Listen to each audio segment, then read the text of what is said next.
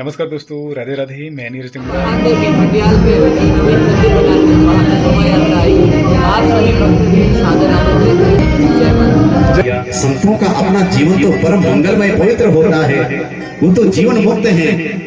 जो हमेशा नमन करता है, प्रणाम करता है, प्रणाम में बड़ी शक्ति होती है भैया। इसलिए कभी भी अभिमानी मत बनिए, इन कागज की डिग्रियों में अभिमान मत कीजिए। चली जा रही है उम्र धीरे धीरे, बुढ़ापे का होगा असर धीरे धीरे। तो ब्रह्मा जी हंसने लगे कि बेटा नारद, ये मैं अपनी सामर्थ्य से नहीं करता, इसमें मेरे प्रभु का ही प्रताप है। तो प्रकृति भी जिस दिन अपनी मर्यादाओं को लांघती है, उस दिन प्रलय हो जाता है। कि सोना कितना महंगा क्यों ना हो, लेकिन सोने के जब आभूषण बनाए जाते हैं तो उसमें मिलावट करनी पड़ती है थोड़ी सी। सबसे प्रेम सदा प्रभु की हुए पते हुए चले आएंगे। जरा मोह से दिल को लगा के तो दे, प्रभु की हुए पते हुए आएंगे। जरा मोहन से दिल को लगा के तो दे। हरे कृष्णा कृष्णा कृष्णा हरे हरे श्री राम श्याम। कृष्ण रूप नरक देखत आया है।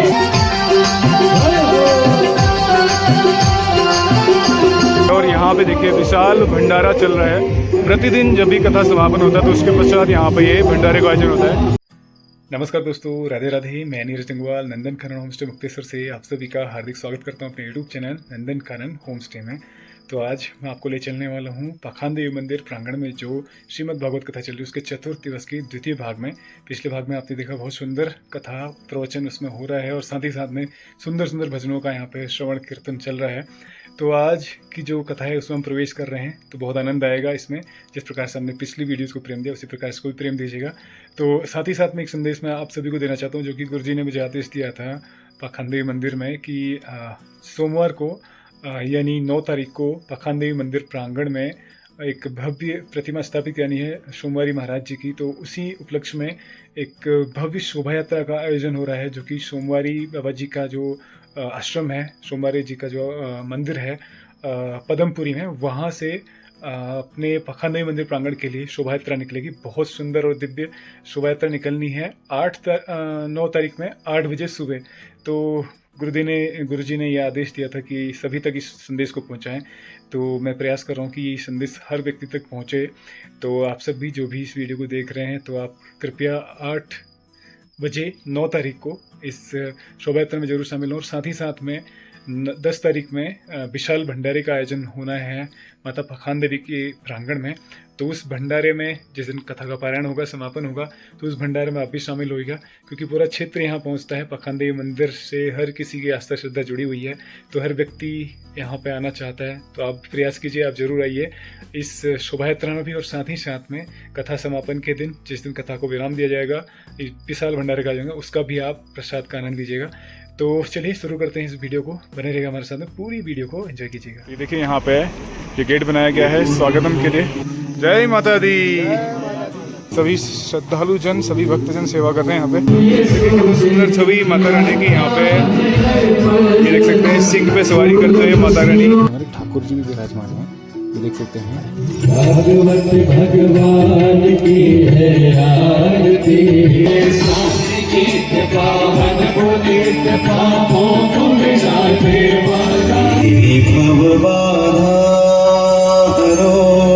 और प्रकाश स्वरूप परमात्मा की ओर ले जाने वाली श्रेष्ठ नौका का नाम ही भागवत है।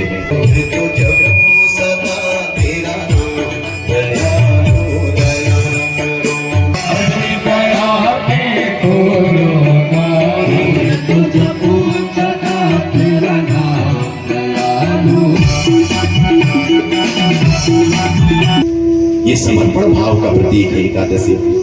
जो संतों का संग करेगा वो धीरे धीरे इसी पृथ्वी में उस परमात्मा को ढूंढ लेगा। ये आपकी भक्ति का प्रताप इन सब भक्तों को मिल रहा है।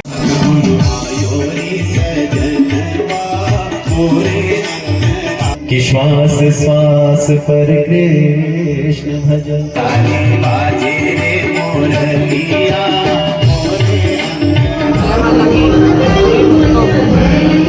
सोमवार के दिन हमारे सोमवारी महाराज जी के दरबार से पूजा पहाड़े में भटियाल पे नवीन मंदिर बनाने वहाँ पर शोभा यात्रा आई। आप सभी भक्त भी सादर आमंत्रित हैं और मंगलवार को यहाँ पर प्रसाद भंडारा होगा और आप सभी लोग इस भंडारे में प्रसाद पाकर पुण्य की पूंजी में जय माता। जय माता दी। छत्र छाया में हम सबको यह सौभाग्य मिल रहा है कि हम यह दिव्य कथा ज्ञान गंगा में गोता लगा पा रहे हैं और ये धन्य है क्षेत्र जिस क्षेत्र में महाराज की छत्र छाया बनी हुई है। हमने कल भी कहा कि भैया संतों का अपना जीवन तो परम मंगलमय पवित्र होता है, वो तो जीवन मुक्त है, लेकिन समाज के कल्याण के लिए क्षेत्र के कल्याण के लिए संत हमारे बीच में रह करके हम जैसे ही बन करके हमारा कल्याण करते हैं। लेकिन ये हर किसी को सौभाग्य नहीं मिलता। ऐसे संत जिस क्षेत्र में होते हैं ये वो क्षेत्र का सौभाग्य होता है हमारा। केवल मनुष्यों का ही नहीं, उनको उनसे धर्म ही कमाने की उनको प्रेरणा करिए, लेकिन धन धर्म के द्वारा कमाए ये ध्यान रखें। धना धर्म तदन सुख, धन से जब धर्म किया जाएगा तभी वह धन आपको सुख देगा, अन्यथा आपके घर में करोड़ों अरबों की माया क्यों ना आ जावे, आपको अशांति देगी घर में। मनुष्य देह प्राप्त करके भी भगवान का भजन नहीं करता ना, उनको देवता लोग गालियां देते हैं, जो छोटी छोटी बातों में लड़ झगड़ते हैं, ये तेरा ये मेरा करके लड़ते झगड़ते हैं। उनको देख करके तो कुत्ते भी कहते हैं भैया देखो तो शकल तो उनकी मनुष्य की जैसी है लेकिन स्वभाव हमारे जैसा है, लेकिन लगता है हमारे बड़े भाई हैं।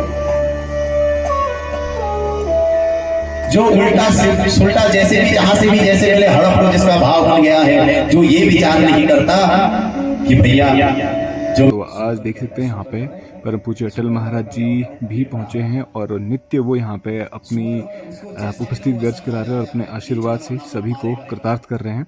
कीचड़ को भी खा जाएगा महाराज, उसे ये पता नहीं कि मुझे क्या खाना है क्या नहीं खाना है। तो ऐसे जिनकी नीति यह बन गई हो कि जहां से भी आए मेरे पास धन आवे, बस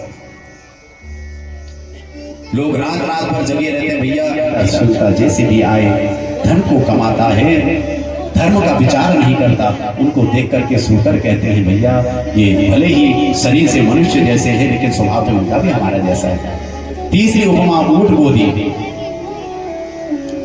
गर्वेण तुम सिर, जिनको थोड़ा सा पद क्या मिल जाए वो अपने से बड़ों को नमस्कार करना भूल जाते हैं। इसलिए आप कितने ही बड़े पद पर क्यों ना पहुंच जावे, अपनी मर्यादा कभी न त्यागे, अपने माता पिताओं का सम्मान कभी ना भूले।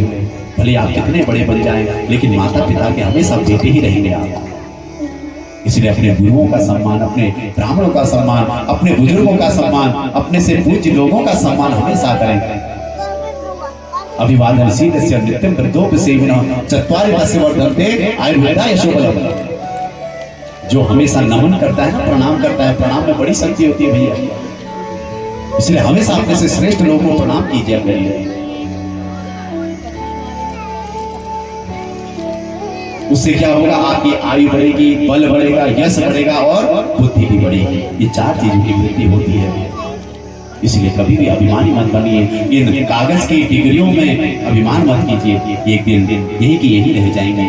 अपना धर्म का पालन कीजिए महाराज।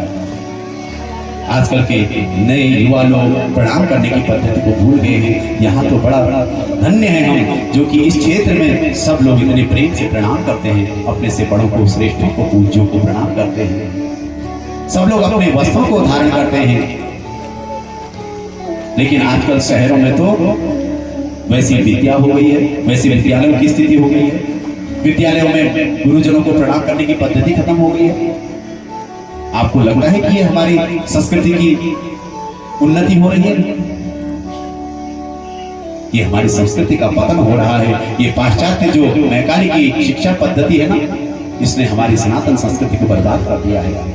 इसलिए हम तो हमेशा हर कथा में कहते हैं भैया ज्यादा बड़े बड़े महंगे स्कूलों में पढ़ाने से नहीं होगा। अपने बच्चों को संस्कारवान स्कूलों में पढ़ाइए, शिशु भारती में पढ़ाइए।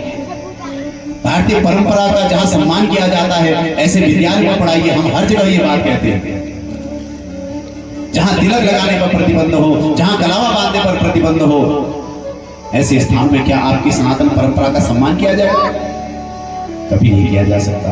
इसलिए अपने बच्चों को महंगे स्कूलों में नहीं बल्कि ऐसे स्कूलों में पढ़ाइए जहां आपके सनातन परंपरा का सम्मान किया जाता है। भले सरकारी स्कूलों में पढ़ाइए, घर में स्वयं मेहनत कीजिए।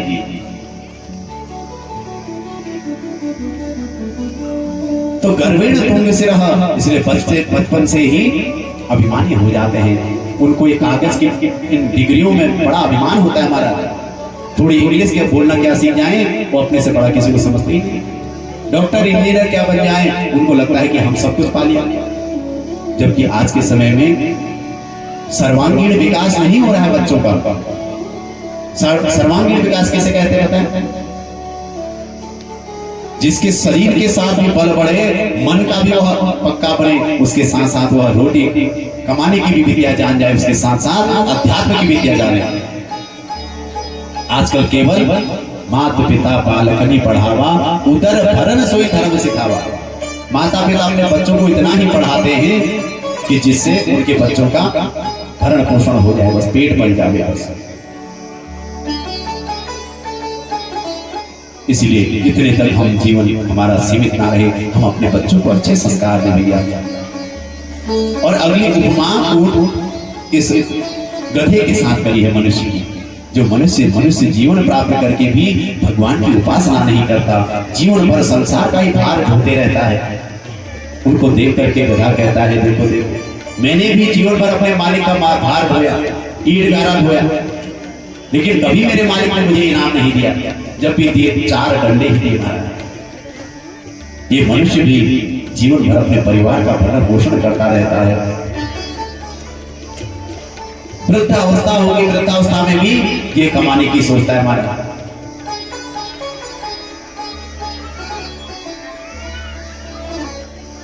इसलिए धन कमाना कोई बड़ी बात नहीं महाराज।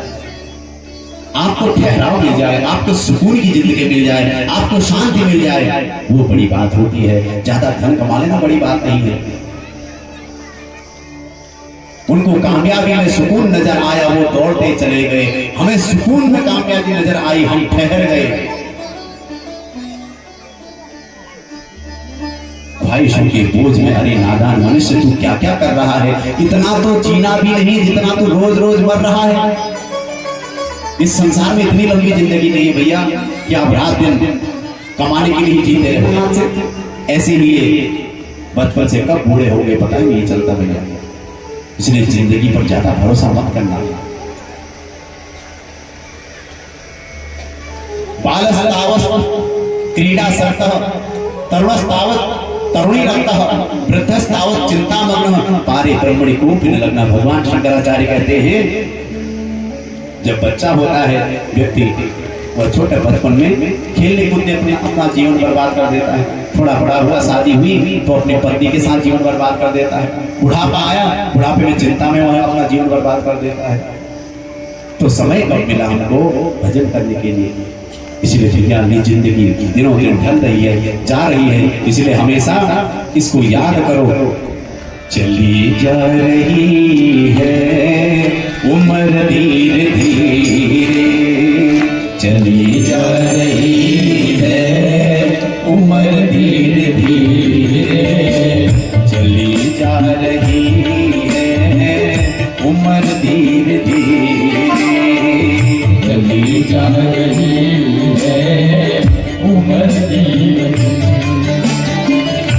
पल यूं ही आठों प्रहर धीरे धीरे, पल यूं ही आठों प्रहर धीरे धीरे, चली जा रही है भैया उम्र धीरे धीरे, चली जा रही है उम्र धीरे। और जिंदगी कब चली गई पता नहीं चला। बचपन भी जाए, जवानी भी जाए, बचपन भी जाए, जवानी भी जाए, बचपन भी जाए, जवानी भी जाए, बचपन भी जाए, जवानी भी जाए। का होगा असर धीरे धीरे, बुढ़ापे का होगा असर धीरे धीरे। जल्दी जाती है उम्र धीरे धीरे, जल्दी जाती है उम्र धीरे धीरे।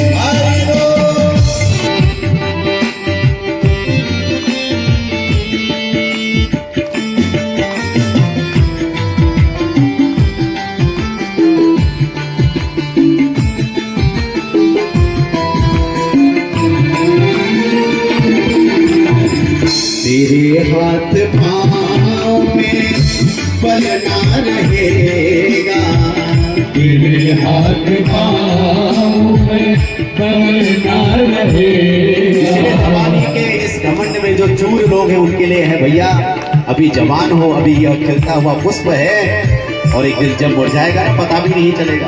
हर फूल को मुरझाना पड़ता है, लेकिन मुरझाने से पहले ही जवानी में ही यह पुष्प भगवान की सेवा में समर्पित हो जाए, यह मनुष्य रूपी जीवन भगवान के चरणों में समर्पित हो जाए तो जीवन धन्य हो जाता है। अन्यथा भैया ये जवानी कब ढली पता नहीं चलता।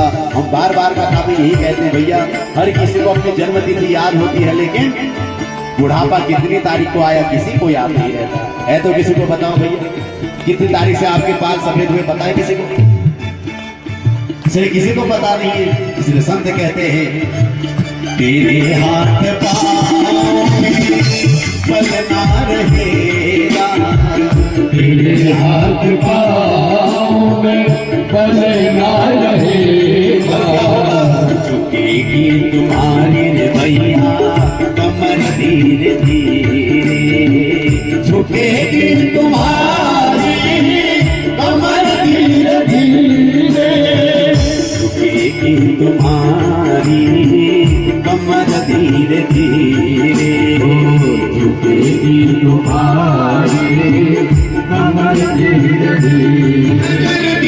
धीरे धीरे बंद होगी नजर धीरे धीरे। हमें पता है जिंदगी की रेल संभल जाएगा जीवन धीरे धीरे, जो करते रहोगे भैया भजन धीरे धीरे, जो करते रहोगे भैया भजन धीरे धीरे, तो मिल जाएगा सजन धीरे धीरे, तो मिल जाएगा सजन धीरे धीरे, धीरे धीरे सजन धीरे धीरे,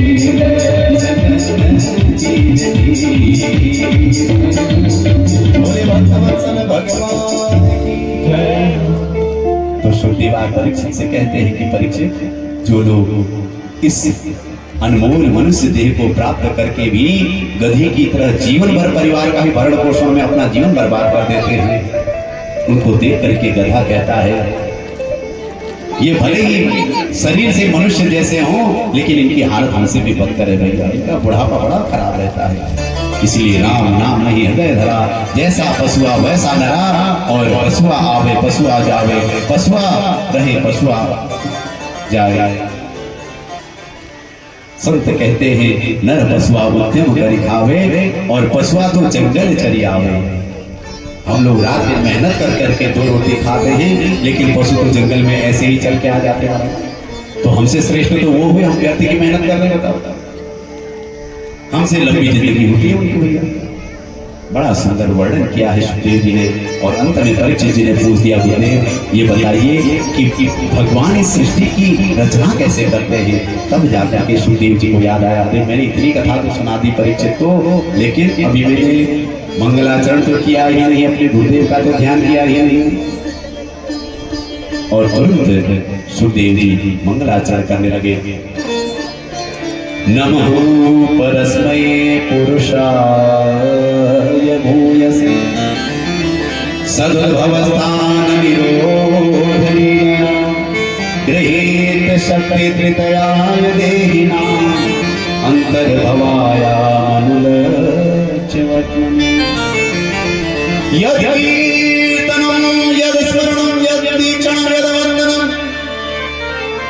यश्रवणं यदर्हं लोकस्य सद्यो विद्नोति कल्मषम् तस्मै सुभद्रस्रवसे नमो नमः। जिन भगवान का नाम भी मंगल करने वाला है, जिनकी याद भी मंगल करने वाली है, जिनका कीर्तन स्मरण और श्रवण अर्चन करने मात्र से जीव इस जन्म मृत्यु के बंधन से हमेशा के लिए छूट जाता है, ऐसे भगवान के चरणों में हम कोटि कोटि प्रणाम करते हैं। सुखदेव कहते हैं, परीक्षित, जो प्रश्न तुमने किया ना मुझसे कि भगवान इस सृष्टि का सृजन कैसे करते हैं, यही प्रश्न एक बार नारद जी ने अपने पिता ब्रह्मा जी से भी किया था। देखिए श्रेष्ठ लोग क्या करते हैं, श्रेष्ठ लोग कभी भी उदाहरण अपने से श्रेष्ठ जनों का ही देते हैं। आज वेद व्यास जी नारद जी और ब्रह्मा जी का उदाहरण देते हैं। कहते हैं कि एक बार की बात है, परीक्षित, ब्रह्मा जी ध्यान लगाए बैठे थे। नारद जी ने देखा पिताजी तो पूरे संसार की सृष्टि को बनाने वाले तो ब्रह्मा जी है, पिताजी है, तो फिर ये किसका ध्यान कर रहे हो? पूछ लिया, पिताजी ये बताइए आप किसका ध्यान कर रहे हैं? तो ब्रह्मा जी हंसने लगे कि बेटा नारद, ये मैं अपनी सामर्थ्य से नहीं करता, इसमें मेरे प्रभु का ही प्रताप है। वही संसार का सृजन करते हैं। प्रकृति और पुरुष की जब साम्य अवस्था आती है, उसी अवस्था में लय हो जाता है, प्रलय हो जाता है। साम्य अवस्था में ही इस प्रकृति का पुनः सृजन होता है महाराज। जब सब चीजें अपनी लय में बंधी रहती है ना, अपनी मर्यादा को जब कोई चीज नहीं लागती तो बढ़िया घर गृहस्थी चलते रहते हैं। लेकिन जैसे लोग अपनी मर्यादा लाते हैं, बेटा अपने पिता को ही आंख दिखाने लगे, अपनी माँ को ही आंख दिखाने लगे, उस बेटे का पतन हो जाता है। बहू अपनी सास को आंख दिखाने लगे, अपने परिवार को आंख दिखाने लगे, उस बहू का भी पतन हो जाता है। इसलिए मर्यादा क्या है हमें ये पता होनी चाहिए महाराज। तो प्रकृति भी जिस दिन अपनी मर्यादाओं को लांघती है, उस दिन प्रलय हो जाता है और दोबारा भगवान सृजन करते हैं। भगवान तो निर्गुण, निरातीत, त्रिगुणातीत है, वो तो निष्क्रिय हैं, वो अपने आनंद में डूबे रहते हैं। लेकिन भगवान एक से अनेक होना चाहते हैं, तो तभी प्रकृति और पुरुष को अलग कर देते हैं। प्रकृति का दर्शन जब पुरुष ने करा तो क्षोभ उत्पन्न हो गया महाराज। हलचल हुई, उसी हलचल से क्षोभ उत्पन्न हुआ। तो सर्वप्रथम महतत्व की उत्पत्ति होगी। महतत्व का अर्थ जीवात्मा समझ सकते हैं, महतत्व का अर्थ बुद्धि तत्व भी कहते हैं। तो सर्वप्रथम महतत्व रूपी वह जीवात्मा प्रकट हो गई। और जैसे जीवात्मा हुई तो 3 प्रकार के अहंकार प्रकट हो गए, सात्विक, राजस, तामस। और उन्हीं 3 प्रकार के अहंकारों से, तमोगुण से पृथ्वी, जल, तेज, वायु, आकाश आदि पंच महाभूतों की उत्पत्ति हुई। और उन्हीं तमोगुण के द्वारा पंच तन मात्राएं, शब्द, स्पर्श, रूप, रस, गंध, इनकी उत्पत्ति हुई। और रजोगुण के द्वारा इंद्रियों की उत्पत्ति हुई। और सतोगुण के द्वारा इंद्रियों के जो अधिष्ठात्री देवता हैं उनकी उत्पत्ति हुई महाराज। और भगवान श्रीमन नारायण स्वयं जल रूप में निवास करने के कारण भगवान नार माने होता है जल, तो उसी में अय माने होता है घर। जल में वास करने के कारण भगवान का नाम नारायण पड़ गया। बोले नारायण भगवान की जय। भगवान के नाभि कमल से ब्रह्मा जी कहते हैं मेरा प्राकट्य हुआ। और वास्तव में सज्जनों, प्रत्येक जीवात्मा का जन्म नाभि से ही होता है। जब बच्चा जन्म लेता है तो वह नाभि से ही जुड़ा रहता है महाराज। तो ब्रह्मा जी की भी उत्पत्ति नारायण की नाभि से हुआ। ब्रह्मा जी कहते हैं बेटा मैंने चारों तरफ देखा, मैंने सोचा कि मेरा कौन जनक है, कौन माता पिता है। तो चारों तरफ देखने के कारण मेरे 4 मुख हो गए, इसीलिए मैं चतुरा मुख कहलाता हूँ। लेकिन मुझे जल के अलावा कहीं कुछ नहीं दिखाई दिया। मैं उस कमल नाल की जड़ में खोजने के लिए निकला। बहुत समय तक मैं खोजता रहा, लेकिन मुझे कहीं उसका अंत नहीं मिला।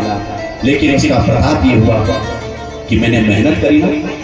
जो व्यक्ति मेहनत करता है, पुरुषार्थ करता है, उसका फल आज नहीं तो कल जरूर मिलता है हमारा।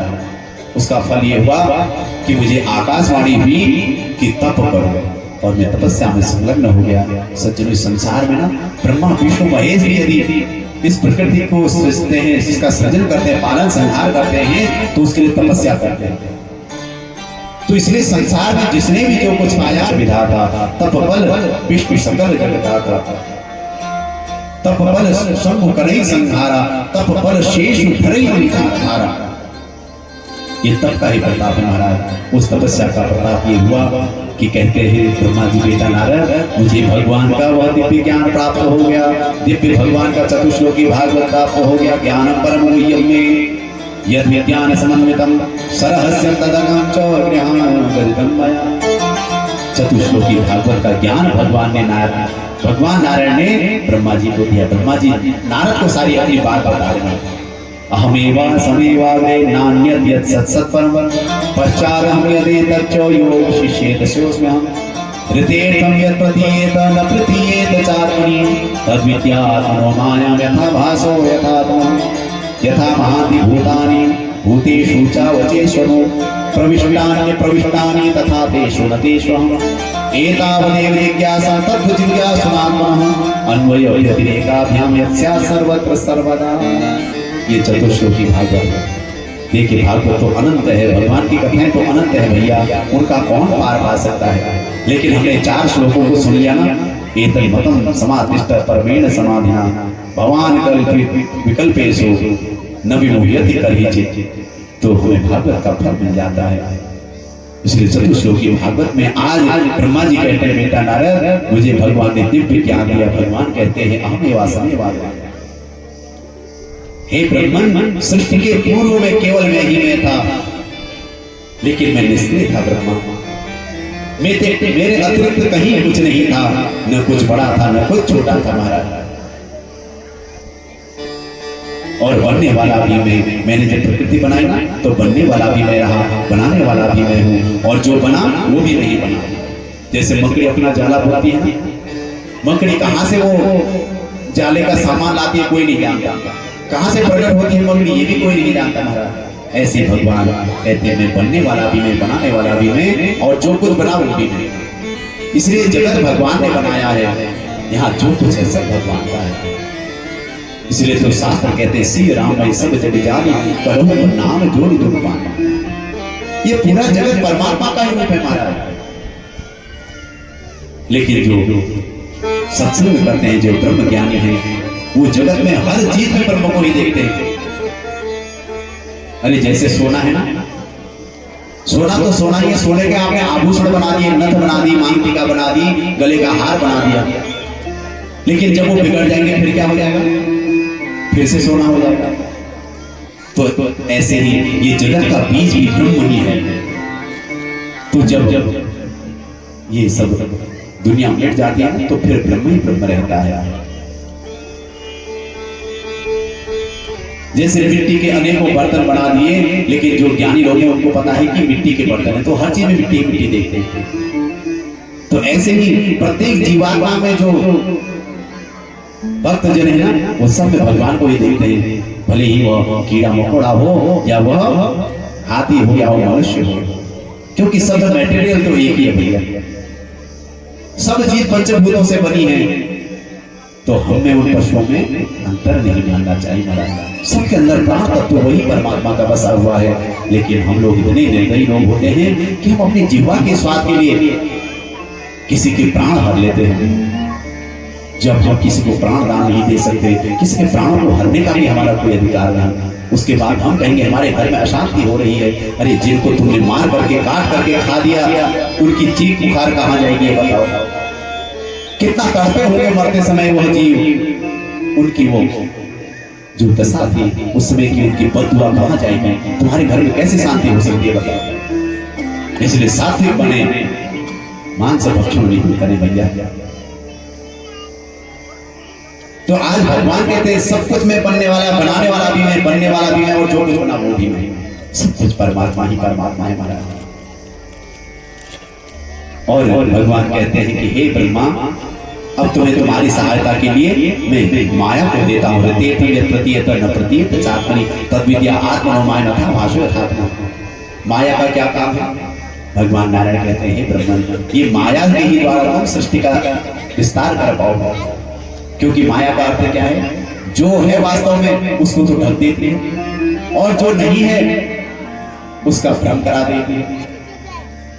शास्त्र बार बार हमको समझा रहे कि शिव राम है सब जग जानी, पूरा जगत परमात्मा का ही रूप है। ईशावास्यमिदं सर्वम सर्वम खलुदं ब्रह्म। लेकिन हमें भगवान नहीं दिखते भैया, लेकिन जगत दिखता है, संसार के लोग सब दिखते हैं। ये कौन करा रहा है? ये माया करा रही है। तो इस माया से कौन बच पाएगा भैया? नट कृत विकट कपट खगराया, नट सेवक न व्यापक माया। इस माया से तो वही बचेगा जो नारायण की शरण ग्रहण कर लेगा महाराज। कोई कितना बड़ा जादूगर क्यों ना हो ना, उस जादूगर के बच्चे अपने पिता से कभी मोहित नहीं होते। अरे मेरे पिता ने ऐसा जादू कर दिया, क्यों? क्योंकि वो सारा रहस्य जानते हैं, सारा भेद जानते हैं। तो ऐसे ही जो भगवान को अपना लेते हैं, अपना माता पिता मान लेते हैं, वो उनको ये माया फिर नहीं भेजती महाराज। और वास्तव में जगत चलाने के लिए माया भी जरूरी है भैया। भले ही सोना कितना महंगा क्यों ना हो, लेकिन सोने के जब आभूषण बनाए जाते हैं तो उसमें मिलावट करनी पड़ती है, थोड़ी सी टाका लगाना पड़ता है, तभी जाकर के शुद्ध आभूषण बन पाते हैं। और कहते हैं कि हे परीक्षित, इस प्रकार ब्रह्मा जी को भगवान नारायण ने चतुश्लोकी भागवत का ज्ञान दिया तो परम आनंद विभोर हो गए और तब जाकर के सृष्टि करना प्रारंभ करते हैं ब्रह्मा जी। इधर परीक्षित जी ने प्रश्न किया है कि गुरुदेव ये बताइए, इस संसार में मनुष्य कर्म करता रहेगा तो ये कर्म बंधन की चक्की में पिसता रहेगा, बार बार कभी कुछ बनेगा, कभी कुछ बनेगा, कभी कुछ बनेगा। तो ऐसे तो इस बेचारे का भलाई कैसे होगा बताओ। तो भगवान की कृपा किन किन भक्तों पर कैसे कैसे होती है प्रभु ये बताइए। जीव कर्म करता रहेगा तो उसका कर्म फल भोगने के लिए वह इस मृत्यु लोक में आता रहेगा। तो फिर भगवान की क्या आवश्यकता रहेगी महाराज ये बताइए। तो सुखदेव कहते हैं परीक्षित, भगवान का शासन राष्ट्रपति शासन की तरह है। जैसे किसी को मृत्यु दंड मिलना हो ना, उसकी मृत्यु होने वाली हो, लेकिन राष्ट्रपति के अंदर यह अधिकार है कि वह चाहे तो उस मृत्यु दंड को भी माफ कर सकते हैं। तो वही शासन भगवान का है। भगवान की कृपा दृष्टि जिस पर हो जाती है ना, तो फिर वह बंधन से मुक्त हो जाता है महाराज। और भगवान को मिलने के लिए तुम्हारे संसार की क्या चीज भगवान को पसंद आएगी कोई नहीं जानता। व्याधस्या चरणे ध्रुवस्य च वयो विद्या गजेन्द्रस्य का काजातिर्विदुरस्य यादवपते रुद्रस्य किं पौरुषम्। अरे भगवान आपके आचरण को भी नहीं देखते। भगवान तो ये चाहते हैं कि तू जैसा है, जिस स्थिति में जैसा है ना, तू मेरे पास आ जा बस। अरे वो प्यार कौन सा आचरण का पवित्र था, जंगल में रहता था, पशुओं को मार करके अपना जीवन चलाता था, लेकिन उसने भी राम की शरण ग्रहण करी, भगवान ने उसको भी अपना लिया महाराज। इसलिए भगवान का आचरण भी नहीं देखते भैया, तुम जैसे हो ऐसे भगवान के हो जाओ बस। भगवान ना आयु को देखते, कोई कहे भैया भगवान बूढ़े लोगों को मिलते होंगे, ऐसा नहीं है। अरे ध्रुव जी तो मात्र 5 वर्ष की आयु के थे और भगवान को मिल गए। तो कोई इसी भ्रम में ना रहे कि मैं बूढ़ा होगा तभी जाकर के मुझे भगवान मिलेंगे। बचपन से ही भगवान की वह दिव्य भक्ति की ज्योति हमारी जल जाए तो धीरे धीरे वह ज्योति एक दिन मणिमय परिवर्तित हो जाएगा। कोई कहे कि बड़े बड़े विद्वानों को जो पढ़े लिखे उन्हीं को भगवान मिलते होंगे, जिनको वेद पुराण खूब आते हैं, ऐसा भी नहीं है। अरे भगवान तो उस हाथी को भी मिल गए महाराज। हाथी तो महामूढ़ होता है, महामूर्ख होता है, लेकिन भगवान उसको बचाने के लिए उसने समर्पण किया कि प्रभु मैं जैसा भी हूँ तेरा हूँ। तो भगवान उसको बचाने के लिए हरि रूप में अवतरित हो गए। और न भगवान जाति को देखते हैं कि तुम ब्राह्मण हो, क्षत्रिय हो, वैश्य हो, शूद्र हो, जिस जाति को हो वैसे ही भगवान के हो जाओ। कहा जातिर्विद्रस्य से यादव। विदुर जी तो दासी पुत्र थे, लेकिन भगवान ने उनको अपना लिया महाराज। और न आपके बल को देखते हैं, उग्रसेन जी बलहीन थे, लेकिन भगवान ने उनको क्या अपना लिया। कुछ जाया क्यों तत्र रूप अधिकम। न भगवान आपके रूप को देखते हैं, बाहरी रूप का आपका संसार आपको देखेगा, लेकिन भगवान आपके अंदर के रूप को देखते हैं। आप बाहर से कितने काले कलूटे, कितने भी कुरूप क्यों ना हो, उससे मत घबराइए। भगवान आपके रूप को नहीं देखते। अरे पूजा तो बेचारी 3 वर्ष टेढ़ी थी, बड़ी कुरूप थी देखने में, भगवान ने उसको भी अपना लिया महाराज। और न भगवान आपके धन को देखते हैं कि आपके पास कुछ नहीं है भगवान की पूजा के। अरे भगवान तो कहते हैं पत्र पुष्प फलम तोयम यो मे भक्त्या प्रयच्छति। तुम्हारे पास कुछ नहीं है ना, तो आप एक पत्ता भगवान को चढ़ा दो, भगवान उसी में खुश हो जाते हैं। हाँ, यदि भगवान ने आपको दिया है तो भगवान आपके पत्ते से खुश नहीं होने वाले। आपको भगवान ने दिया है तो आप ही उसको दान कीजिए। सुदामा कौन से धनवान थे भला, इतने गरीब थे, लेकिन भगवान उनको भी अपना परम सखा बना दिया। भक्त्या तुस्सति केवलम परमया भक्ति प्रियो माधव। भगवान तो केवल प्रेम के भूखे, भाव के भूखे। सुखदेव कहते हैं परीक्षित, एक तरफ हम देखते हैं कि दुर्योधन ने 56 प्रकार के भोजन बनाया था भगवान के लिए, लेकिन इसके अंदर भाव नहीं था। वो तो दिखाना चाहता था कि मैं धनवान हूं, देखो मैं भगवान को इतना भोग लगा सकता हूं, लेकिन भगवान ने उसके भोग को ग्रहण नहीं किया। लेकिन एक तरफ विदुर जी के पास घर में खाने के लिए कुछ नहीं था, लेकिन भगवान के लिए बहुत भाव था। मन था कि भगवान को मैं क्या भोग लगा दूं। भगवान दौड़े दौड़े विदुर जी के पास चले गए। 56 भोगों को त्याग करके भगवान विदुर जी के घर जाकर के विदुरानी से कहते हैं काकी मुझे भूख लगी है, मुझे कुछ खिला दो। विदुर जी को पता था कि आज कृष्ण आने वाले हैं। विदुर जी तो भगवान के लिए भोग के प्रबंध करने के लिए बाजार चले गए, लेकिन विदुरानी बेचारी घर में स्नान कर रही थी। जैसे भगवान आए ना, विदुरानी को सुध बुध नहीं रही शरीर की, बिना वस्त्र धारण करे ही भगवान से मिलने आ गई। क्योंकि संसार का जो प्रपंच है ना, ये यहाँ के लिए है। भगवान की नजरों में तो सब समान है भैया। उनकी नजरों में हम क्या वस्त्र पहनेंगे भला। और विदुरानी से कहा कि मुझे भूख लगी है, मुझे भोजन करा दो। विदुरानी ने कहा प्रभु आज तो कुछ है ही नहीं मेरे पास। तो इतने में देखा कि घर में केले पड़े हैं। विदुरानी बावली सी होकर के अंदर गई और केले लेकर के आई। केले छिल करके भगवान को खिलाना चाहती है। केले छिल करके उसकी गिरी को नीचे गिराती रही और छिल के भगवान को खिलाती रही। पागल जैसी भगवान को टकटकी लगा करके देखती रही। उनके रूप लावण्य पर पागल सी होकर के अश्रुपात करती रही। और भगवान भी इतने पागल कावड़े हो गए कि उन छिलकों को खाते रहे। इतने में विदुर जी आए। विदुर जी ने कहा अरे बावली क्या कर रही है विदुरानी, सारा केले का फल तो तुमने नीचे गिरा दिया और छिलकी खिला रही है भगवान को। अब जाकर के विदुरानी को होश आए हैं, प्रभु मुझे माफ करना, कि मैं क्या कर रही थी। भगवान ने कहा काकी सच बताऊं, जो इन छिलकों में जो स्वाद था ना वो अभी केलों में नहीं मिल रहा मुझे। क्यों? क्योंकि इनमें जो प्रेम है तुम डूबी हुई थी ना मुझ पर, यहाँ तो डूबेगा वही पाएगा भैया।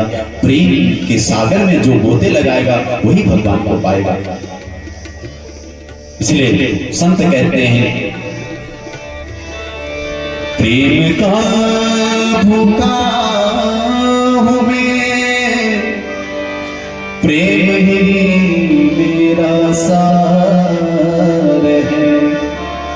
प्रेम से भजो मुझको तो भव से बेड़ा पार है। प्रेम बिन जो कुछ भी देवे मैं कभी लेता नहीं। प्रेम से एक फूल भी दे वो मुझे स्वीकार है। भगवान को चढ़ाने के लिए आपके संसार की वस्तुएं नहीं चाहिए भैया, भगवान को चढ़ाने के लिए आपका प्रेम होना चाहिए। इसलिए तो संत कहते हैं सबसे ऊंची प्रेम सदा, सबसे ऊंची प्रेम सदा, सबसे ऊंची प्रेम सदा, सबसे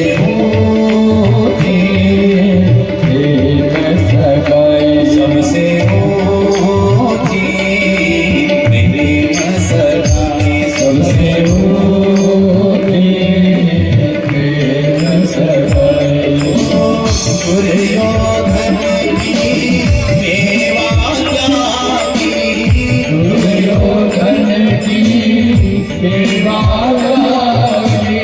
दुर्योधन को मेवा त्यागो, दुर्योधन को मेवा त्यागो, और साग विदुर भाई सबसे मोटी प्रेम सदा, सबसे मोटी प्रेम सगाई।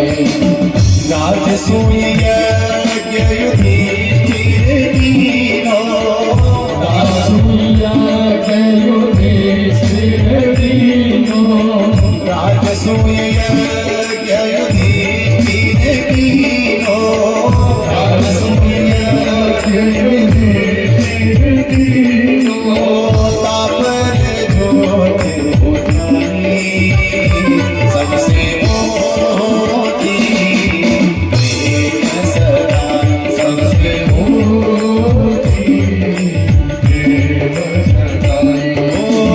प्रेम के बस अर्जुन रथ हाथो, प्रेम के बस अर्जुन रथ हाथो, प्रेम के बस अर्जुन रथ हाथो, प्रेम के बस अर्जुन रथ हाथो। भूल गए ठकुराई सबसे मोटी प्रेम सगाई, सबसे मोटी प्रेम सगाई, सबसे मोटी प्रेम सगाई, सबसे मोटी प्रेम सगाई, सबसे मोटी प्रेम सगाई, सबसे मोटी प्रेम सगाई, सबसे मोटी प्रेम सगाई, सबसे मोटी प्रेम सगाई। प्यारे प्रेम सगाई, प्यारे प्रेम सगाई। बोले भगवत भगवान की जय हो। भगवान को संसार का पदार्थ नहीं चाहिए, बल्कि भगवान को आपका प्रेम चाहिए भैया। इसलिए विदुर जी के पास संसार के पदार्थ भले ही नहीं थे, लेकिन प्रेम था, अनन्य प्रेम था हमारा। तो भगवान के घर दौड़े दौड़े चले गए, बड़ा सुंदर उपदेश दिया। उसके बाद भागवत के 10 लक्षणों का निरूपण किया। सर्ग विसर्ग स्थान पोषण बुद्धि अनंतर कथा ईशान कथा निरोध और मुक्ति और आश्रय। इसके बाद कहते हैं कि प्रथम और द्वितीय स्कंद में भागवत के वक्ता और श्रोता के लक्षण और अधिकार की बात कही गई है। तृतीय स्कंद में संग अर्थात मेटेरियल कैसे बनाए भगवान ने उसकी बात कही गई है। चौथे स्कंद उसमें विसर्ग अर्थात जीवात्मा उस मेटेरियल में कैसे आपस में प्रविष्ट हुआ, और इस प्रकार 10 लक्षणों का निरूपण किया है। सुखदेव कहते हैं परीक्षित, इसलिए भगवान को रिझाने के लिए केवल प्रेम की आवश्यकता है। परीक्षित जी ने तुरंत प्रश्न कर दिया, गुरुदेव ये बताइए, ये विदुर जी भगवान से इतना प्रेम कैसे करते थे, बताओ। हमने सुना है कि ये भी हमारे रिश्ते में ज्यादा लगते थे, इनके अंदर ये प्रेम कैसे करते थे भगवान से। तब सुखदेव परीक्षित को विदुर जी का चरित्र सुना रहे हैं। यदा यदा यदा तु राजा स्वसुतान् साधून् पुष्णं धर्मेण विनष्टदृष्टिः भ्रातुर्यविष्टस्य सुतान् विभानो प्रवेशलाक्षाभवने।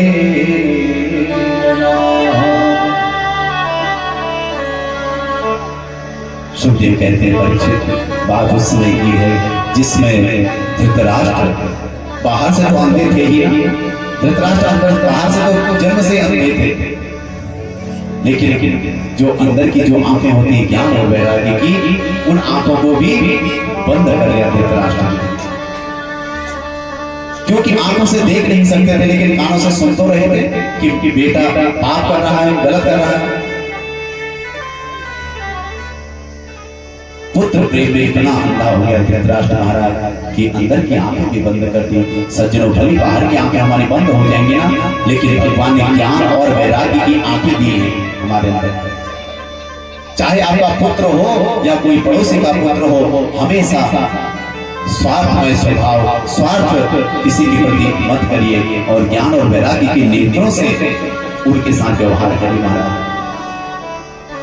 कौरव और पांडव में यही विडंबना है। कौरवों में धर्म के रूप में विदुर जी महाराज, लेकिन विदुर जी की कोई नहीं सुनता। पांडव में धर्म के रूप में युधिष्ठिर जी हैं, युधिष्ठिर जी की बात हर कोई मानता है। इसलिए परिवार में जो धर्म का पालन करेगा तो वहां जय होती है पांडवों की तरफ। और जिस घर में अधर्म का पोषण किया जाता है, धर्म की बातों की अवहेलना की जाती है, जहां मनमाना आचरण किया जाता है, वहां कौरवों की तरह हार होती है, वह जीव मारा जाता है। इसलिए विदुर जी बार बार धृतराष्ट्र को समझाते हैं। एक बार बहुत समझाया, अरे भैया धृतराष्ट्र, ये जो आपका बेटा दुर्योधन है ना, साक्षात कलयुग है। इसके मुंह में आकर के आप भी पाप होते हुए देख रहे हैं। आपके भतीजों के साथ पता है कितना पाप कर रहा है, उनको मारने का कितना षड्यंत्र रचता है।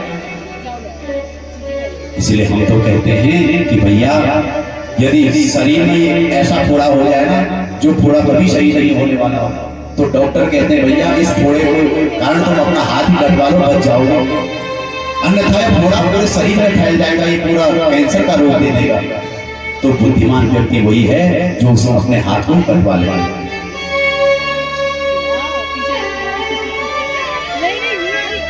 लेकिन आप अपने पुत्र मोह में इस दुर्योधन जैसे साक्षात कलयुग को अपने घर में बिठाए हैं। हम तो कहते हैं इसके त्याग में से यदि महाभारत का युद्ध रुक जाता है तो हम कहते हैं दुर्योधन को घर से निकाल दो।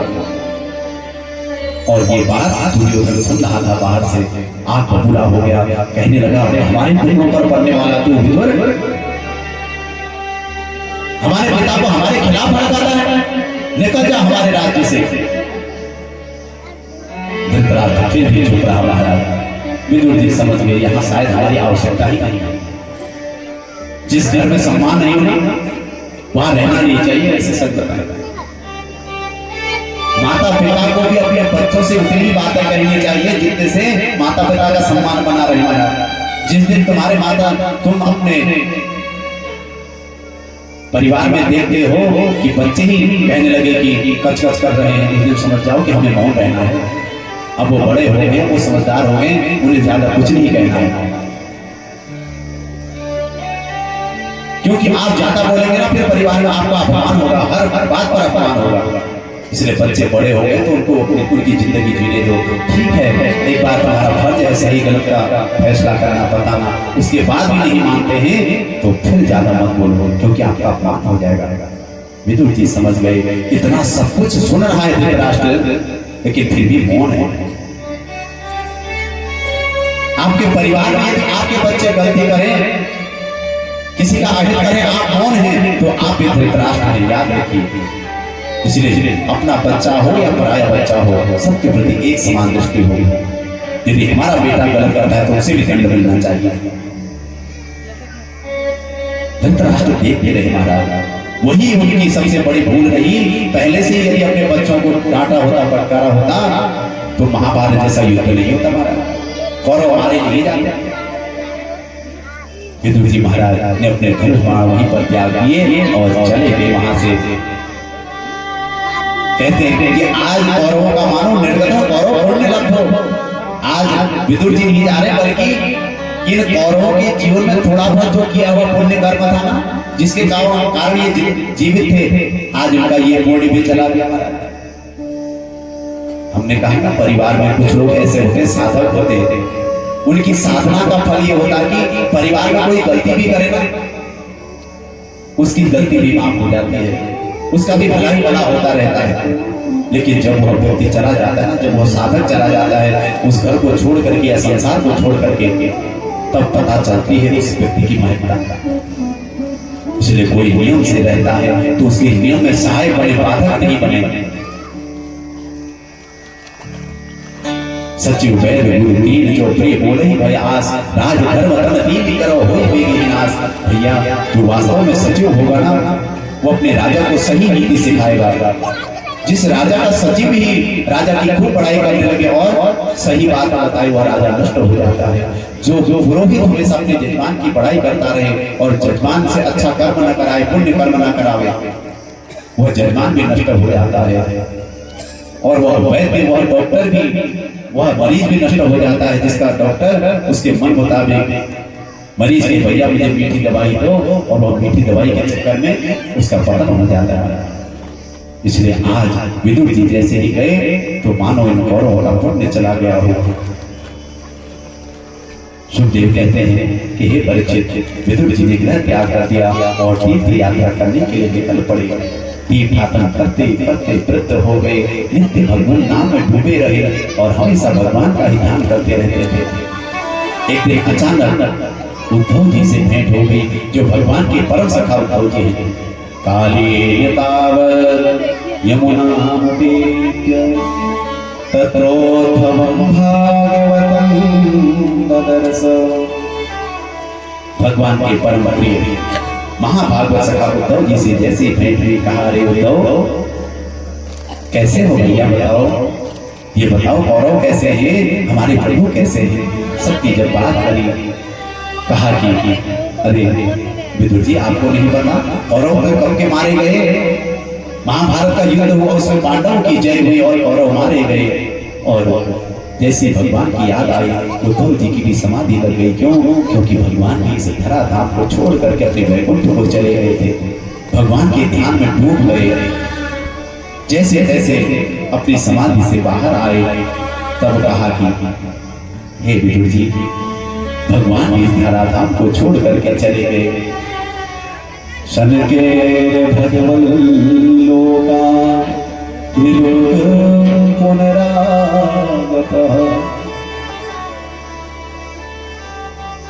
और कहा हे विदुर जी, मैं क्या बताऊं, भगवान ने जाते जाते ना मुझे एक बड़ी जिम्मेदारी दे रखी है। मैं और मैत्री किसी पास नहीं थे, तो भगवान ने कहा कि हे विदुर जी, हे मैत्री ऋषि, मेरे काका विदुर मुझसे कितना प्रेम करते थे, विदुर कितना मुझसे प्रेम करते थे, लेकिन मैं कभी उनको कुछ नहीं दे पाया। इसलिए मैं तो अपने दिव्य धाम को जाता हूँ, तुम जाकर के मेरे विदुर विदुरानी को दिव्य अमृत ज्ञान दे देना, भागवत का ज्ञान दे देना। विदुर जी की आंखों से आंसू निकल पड़े। हे प्रभु, कैसा आपका स्वभाव है, हमारे पास था ही क्या आपको देने के लिए। आपने कहा कि भूख लगी है और मेरी पगली विदुरानी आपको छिलका खिलाने लगी। सूखे बथुए का साग आपको खिलाया प्रभु, 56 भोगों को त्याग करके आपने मेरे घर में सूखी सब्जी खाई और आप उसके भी ऋणिया बन गए। धन्य है प्रभु आप, आपके स्वभाव को कौन जान सकता है। विदुर जी की समाधि लग गई सज्जनों। विदुर जी से उद्धव जी ने कहा कि आप तुरंत गंगा तट पर जाकर के हरिद्वार में मैत्री ऋषि से मिलिए, वो जाकर के आपको वह दिव्य ज्ञान देंगे जो भगवान ने आपको दिया है। तुरंत विदुर जी, जिनका शरीर तो एकदम धुंधला पतला हो चुका था, वृद्धावस्था हो चुकी थी, लेकिन चेहरे में ब्रह्म तेज था, भक्ति का वो दिव्य, मुख में ऐसा आनंद था कि जो भी विदुर जी को देखे तो हृदय गदगद हो जाए। महाराज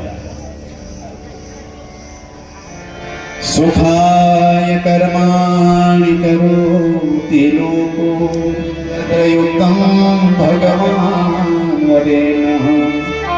विदुर जी महाराज की मैत्री ऋषि से गंगा जी के तट पर भेंट हुई और बड़ा सुंदर मिलन हुआ। दोनों एक दूसरे के गले लगे। क्यों? दोनों भगवान के भक्त थे, दोनों एक दूसरे के प्रेमी थे। विदुर जी ने आज अपने मन की बात पूछी। कहा, हे गुरुदेव, ये बताइए कि संसार में प्रत्येक प्राणी सुखी होना चाहता है और सुख की चाह में यह जीवन भर रात दिन मेहनत करता रहता है। ऐसा कोई नहीं जिसे सुख की लालसा ना हो। महाराज लेकिन सबका सुख अलग अलग है। किसी को भूख लगी है तो सब जरूरी नहीं कि सबको ही भूख लगी है, कोई प्यास से तड़प रहा है, किसी को भूख प्यास नहीं लगी है, कोई बेचारा सोच रहा है कि मेरा घर बन जाए। तो हर कोई यहाँ सुखी होना चाहता है, लेकिन प्रभु ये बताइए जीव सुखी कैसे होता है? सुखदेव ने बड़ा सुंदर, सुखदेव कहते हैं परीक्षित, मैत्रेय ऋषि ने बड़ा सुंदर जवाब दिया है विदुर जी को। कहा हे विदुर जी, वास्तव में ना जो मनुष्य संसार में सुख ढूंढ रहा है ना, वो है ही नहीं, ये व्यक्ति का भ्रम है।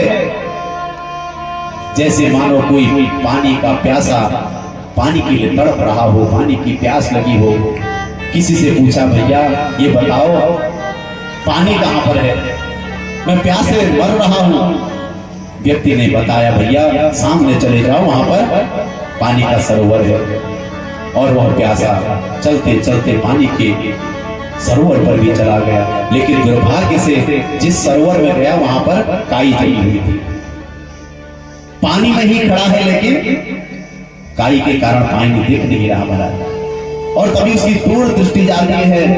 आपने देखा होगा ना गर्मियों में रोड में जब हम देखते हैं तो लगता है कि पानी बह रहा है रोड में, तो इसे कहते हैं भ्रम। वह व्यक्ति प्यासा पानी के सरोवर में खड़ा है और उसमें काई जमी हुई है, उसे वो पानी तो नहीं दिखाई दिया। वो सामने देखता है कि वहां रेगिस्तान में, उसको लगा कि पानी बह रहा है। रेगिस्तान में कहां से पानी आएगा, वहां तो पानी की बूंद नहीं होती। और पानी की खोज करता करता उस रेगिस्तान में चला गया और वही प्यासा मर गया सज्जन। तो ऐसे ही इसको ही मृग मरीचिका कहा गया है, इसी को मृग तृष्णा कहा गया है। वास्तव में जो आनंद है ना, हम बाहर ढूंढ रहे हैं, उसको वो मिलेगा तो मुझे तब मुझे आनंद मिलेगा, मैं उसके पास जाऊंगा तब मुझे आनंद मिलेगा। लेकिन वास्तव में बाहरी दुनिया में आनंद नहीं है भैया, आनंद तो हमारे अंदर है। इस जैसे वह प्यासा पानी के सरोवर में खड़ा था लेकिन काई जमी हुई थी, वैसे ही भगवान भी, वह आनंद स्वरूप परमात्मा भी हमारे हृदय में है। लेकिन इसमें अज्ञानता की काई जमी हुई है, जिसके कारण हमें भगवान दिख नहीं रहे। इसलिए कबीर जी ने कहा पानी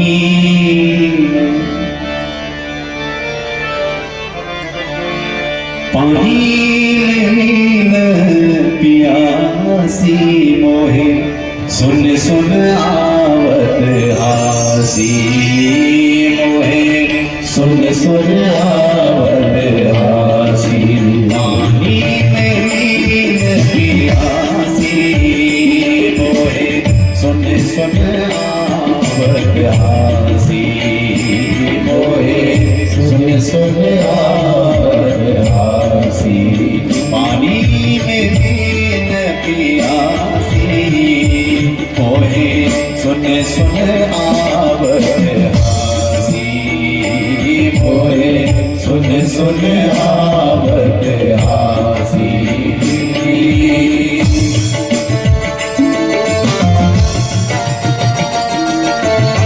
प्रत्येक जीव इस संसार में सुखी होना चाहता है, लेकिन उसकी तड़प तो सही है लेकिन खोज गलत है। तड़प सही है उसकी, लेकिन उसकी दिशा गलत हो गई, उसकी खोज गलत हो गई। वो गलत दिशा में ढूंढ रहा है, वो अपने बाहर ढूंढ रहा है उस सुख को। वास्तव में सुख तो हमारे अंदर समाया हुआ है, क्योंकि परमात्मा कौन है? सदचिद आनंद रहे, अविनाशी है, परम पुरुष है, घट घटवासी है, वो हमारे ही हृदय में है भैया। जब निर्मल मन हमारा हो जाएगा ना, जब हम भगवत भक्ति में डूब जाएंगे, तो हमें अपने हृदय में ही आनंद हमें सराबोर कर देगा। फिर हमें दुनिया की जरूरत नहीं है, हमें टाइम पास नहीं करना। फिर हम जहां भी बैठेंगे वही हमारा भजन होगा, हम एकांत में रहेंगे और आनंद में रहेंगे भैया। तो इसलिए एकांत पवित्र करना मनुष्य का सबसे बड़ा लक्ष्य है। जो हमारी आदत बन गई ना, मन नहीं लगे तो कभी उसके पास चले जाओ, कभी उसके पास चले जाओ, ऐसा नहीं, समय बर्बाद मत करो भैया। एक दिन तो अकेले ही जाना है, इसलिए पहले अपने एकांत को इतना पवित्र कर लो कि मृत्यु की शैया पर आप पड़े हो तो भगवत चिंतन आपका अंदर से चलता रहे। भले ही शरीर में कितनी ही वेदना क्यों ना हो रही हो, तो भीष्म पितामह की तरह आप भी मुस्कुराते हुए हरि का दर्शन करते रहे और सहजता से इस शरीर को त्याग दें।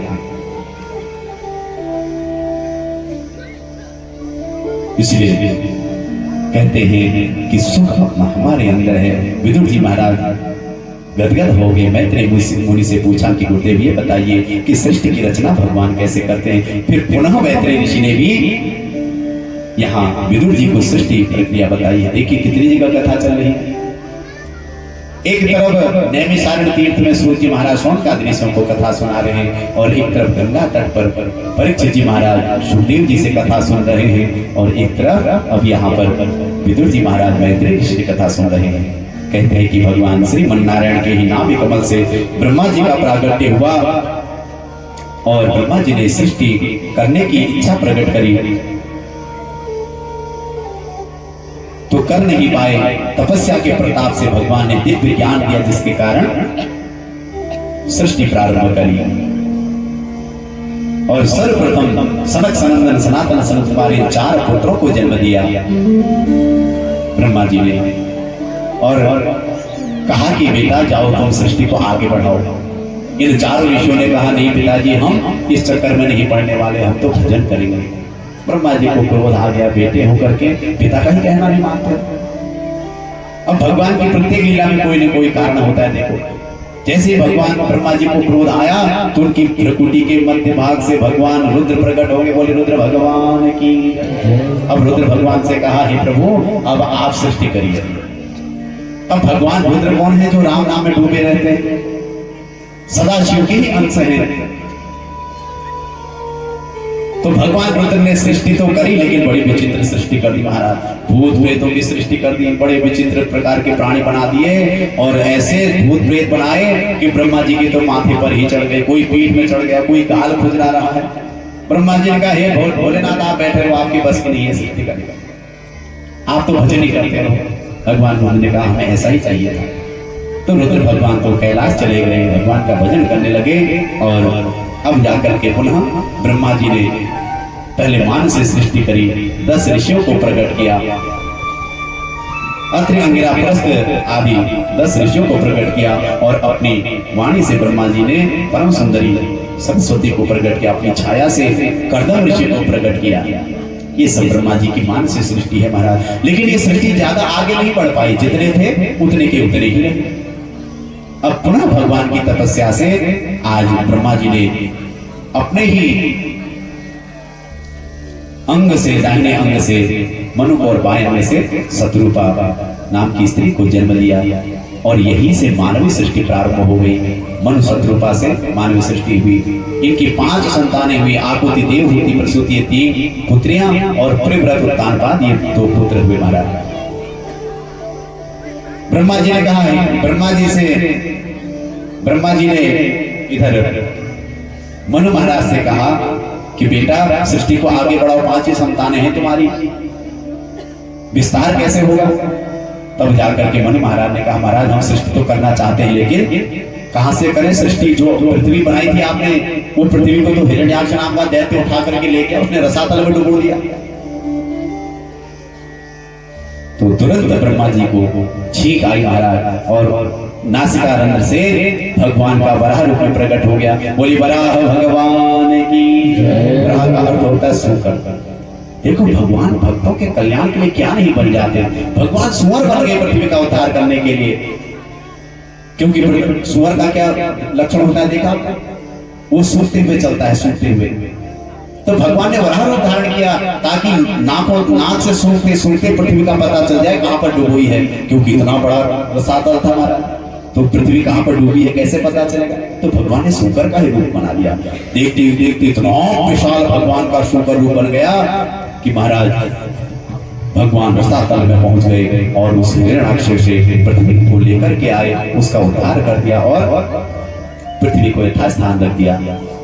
परीक्षित जी ने पूछा महाराज हिरण्याक्ष कौन था इतना बलशाली। तब सुखदेव कहते हैं कि परीक्षित ये कोई और नहीं है, ये भगवान का ही द्वारपाल था महाराज। भगवान नारायण के द्वारपाल है जय विजय। एक बार सनकादि ऋषि वहां भगवान के दरबार में आए तो इन्होंने ऋषियों को आने से रोक दिया। इन ऋषियों को क्रोध आया, कहा कि हमें भगवान से मिलने से रोकते हो, जाओ हम श्राप देते हैं, तुम दैत्य बन जाओ, 3 जन्म में दैत्य बन जाओ। तो वही जय विजय जो भगवान के पार्षद हैं, इनको 3 जन्म में दैत्य बनना पड़ा। पहले जन्म में ये हिरण्याक्ष और हिरण्यकश्यप बने, दूसरे जन्म में यही रावण और कुंभकर्ण बने, और तीसरे जन्म में यही दंतवक्र और शिशुपाल बने महाराज। और भगवान ने कहा जय भैया से थोड़ी भूल भली ही हुई, लेकिन इनका उद्धार करने के लिए भी मुझे ही जाना होगा। इसलिए भगवान ने भी ऐसी लीला रची कि उनका उद्धार करने के लिए भगवान भी स्वयं प्रकट हो गए। और हिरण्याक्ष का अर्थ क्या होता है? हिरण्य माने होता है सोना।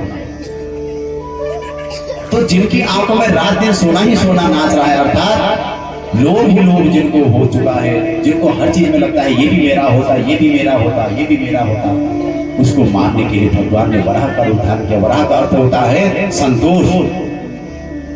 आपको यदि लोभ को मारना है ना, तो आपको संतोष करना पड़ेगा, अन्यथा आपके जीवन में ये इच्छाओं का जो बोझ है ना, ये कभी खत्म नहीं होने वाला। आप मृत्यु तो नयो मनोरथाना मंतोस्ति विज्ञाति मयम मयाति। मृत्यु पर्यंत व्यक्ति मर नहीं, जब तक मर नहीं जाता तब तक इसकी इच्छाएं कभी खत्म नहीं होती। इसलिए भगवान ने संतोष का रूप धारण किया। वराह संतोष का प्रतीक है महाराज। और इनका जन्म कैसे हुआ? कहते हैं कि कश्यप महाराज की अनेकों पत्नियां हैं, दीदी, धनुकाष्ठा, अदिति आदि। उनमें दीदी जो है ना, वो दैत्यों की मां है। इसने संध्या के समय अपने पति से कहा कि मुझे वासना सता रही है, इसलिए मेरा काम जो शांत करो। कश्यप ऋषि ने समझाया, अरे देवी, ऐसा घोर तनाव वेला, इस समय तो भजन करने का समय है। संध्या के समय 4 चीजें छोड़ देनी चाहिए, आहार, मैथुन, निद्रा, स्वाध्याय, च परिवर्तन। संध्या का जिस समय होता है ना, जब दिन रात एक हो रहे होते हैं, उस समय अध्ययन नहीं करना चाहिए। जो अध्ययन करेगा उसकी विद्या का नाश हो जाएगा, वो भूल जाएगा। जो मैथुन करेगा अर्थात स्त्री पुरुष संसर्ग करेंगे, तो उनके घर में दुष्ट संतति, राक्षस संतान उत्पन्न होगी। और जो संध्या के समय भोजन करेगा उसे रोग उत्पन्न हो जाएंगे। और चौथी बात कहते हैं, जो संध्या के समय जो सोएगा उसकी आयु कम हो जाएगी। इसलिए संध्या के समय केवल भजन का समय है। आजकल शहरों में तो भैया संध्या के समय लोग बाजारों में जा करके वो ठेलों के आगे खड़े हो जाते हैं, काहे के लिए पता है? चार खाने के लिए। अब किससे क्या कहें, आज दुनिया भ्रष्ट होते जा रही है भैया, लेकिन बाहर के लोग बचे ही, ये बड़ी कृपा है भगवान की। तो आप लोग अपने इस स्वभाव को कभी मत जाने देना। ये निर्मलता, ये आपका स्वभाव, ये शांत चित्त बैठे रहना, कथा को सुनना, ये बड़ी कृपा है आपके ऊपर। और आप लोग एक आसन में बैठ करके इतनी देर कथा में सुन बैठ लेते हैं। हमने कहा ना, शहरों में इतनी बड़ी बड़ी व्यवस्थाएं की जाती हैं, एसी के हॉलों में उनके लिए कथा सुनने की व्यवस्था होती है, बड़ी बड़ी कुर्सियां लगाई जाती हैं, लेकिन उसके बाद भी वो 10 बार उनका आसन बदलता है ये कथा में। तो ये सब साधना का ही अंग है महाराज। तो वो बड़ी पछताई है, भगवान ने क्या भूल कर दी थी। काम और शांत होने पर उसकी संतान ठहर गई गर्भ में। और कश्यप ऋषि ने कहा, देवी याद रखना, तेरे गर्भ में दुष्ट संतान राक्षस पैदा होंगे। बहुत घबराई। 100 वर्षों तक इसने अपने बालकों को जन्म ही नहीं दिया। स्वर्ग तक जलने लगे उसके तेज से। सब देवता भगवान ब्रह्मा जी के पास गए, प्रभु ये क्या हो रहा है? तब ब्रह्मा जी ने बताया, अरे कुछ नहीं, ये भगवान के पार्षद जय विजय दैत्य बन गए हैं दीदी के गर्भ में। तो हर लीला एक दूसरी लीला से जुड़ी हुई थी। एक तरफ श्राप मिला है ऋषियों का, एक तरफ भगवान ने भी अवतार लेना है, एक तरफ पृथ्वी का भी उद्धार करना है। सारी लीलाएं आपस में जुड़ गई। कश्यप का अर्थ होता है पश्यप एवं कश्यप। ये जीवात्मा ही कश्यप है महाराज। इसकी भी 2 पत्नियां हैं, एक दीदी है, एक अदिति है। जिसकी अभेद बुद्धि होगी, अर्थात जो भेदभाव नहीं करेगी, उसके घर में देवताओं का जन्म होगा, वो अदिति होगी। और जो भेदभाव करेगी, जो अपनी देवरानी के बच्चों में और अपने बच्चों में भेदभाव करेगी, वही दीदी है, वो राक्षसों की मां होगी। उसके बच्चे में स्वतः राक्षसी गुण आ जाएंगे। इसलिए कथाएं हमें बहुत कुछ सिखा रही हैं। ध्यान रखिए, कभी भेदभाव मत करिए, क्योंकि जो भेदभाव करता है वह राक्षसों का अंशज होता है हमारा। और भगवान ने बड़ा रूप धारण करके इसका उद्धार कर दिया। सुखदेव कहते हैं, परीक्षित, अब जाकर के मैथिली सृष्टि प्रारंभ हो गई। मनु और शत्रुपा की संतान होने से ही हम सब मानव कहलाए महाराज। मनु महाराज की जो 3 बेटियां हैं ना, इनमें जो मजली नाम की बेटी है, मजली जो देवहूति नाम की बेटी है, इनका विवाह कर्दम ऋषि के साथ हुआ। कर्दम ऋषि ने तपस्या करी और तपस्या कर करके बुढ़ापे तक सोचा कि मैं विवाह नहीं करूंगा, लेकिन बुढ़ापे में याद आ गई, अरे राम राम, ये जिनका विवाह हो जाता है कितने सुखी रहते हैं, इनके घर में संतानें कितना सुख देती है इनको। भगवान ने कहा, हे भगवान, जीवन भर तपस्या करके बुढ़ापे में इनका मन विवाह करने का हो रहा है, अब कहीं तो किससे कहीं मन में हो रहा है कर्दम ऋषि के।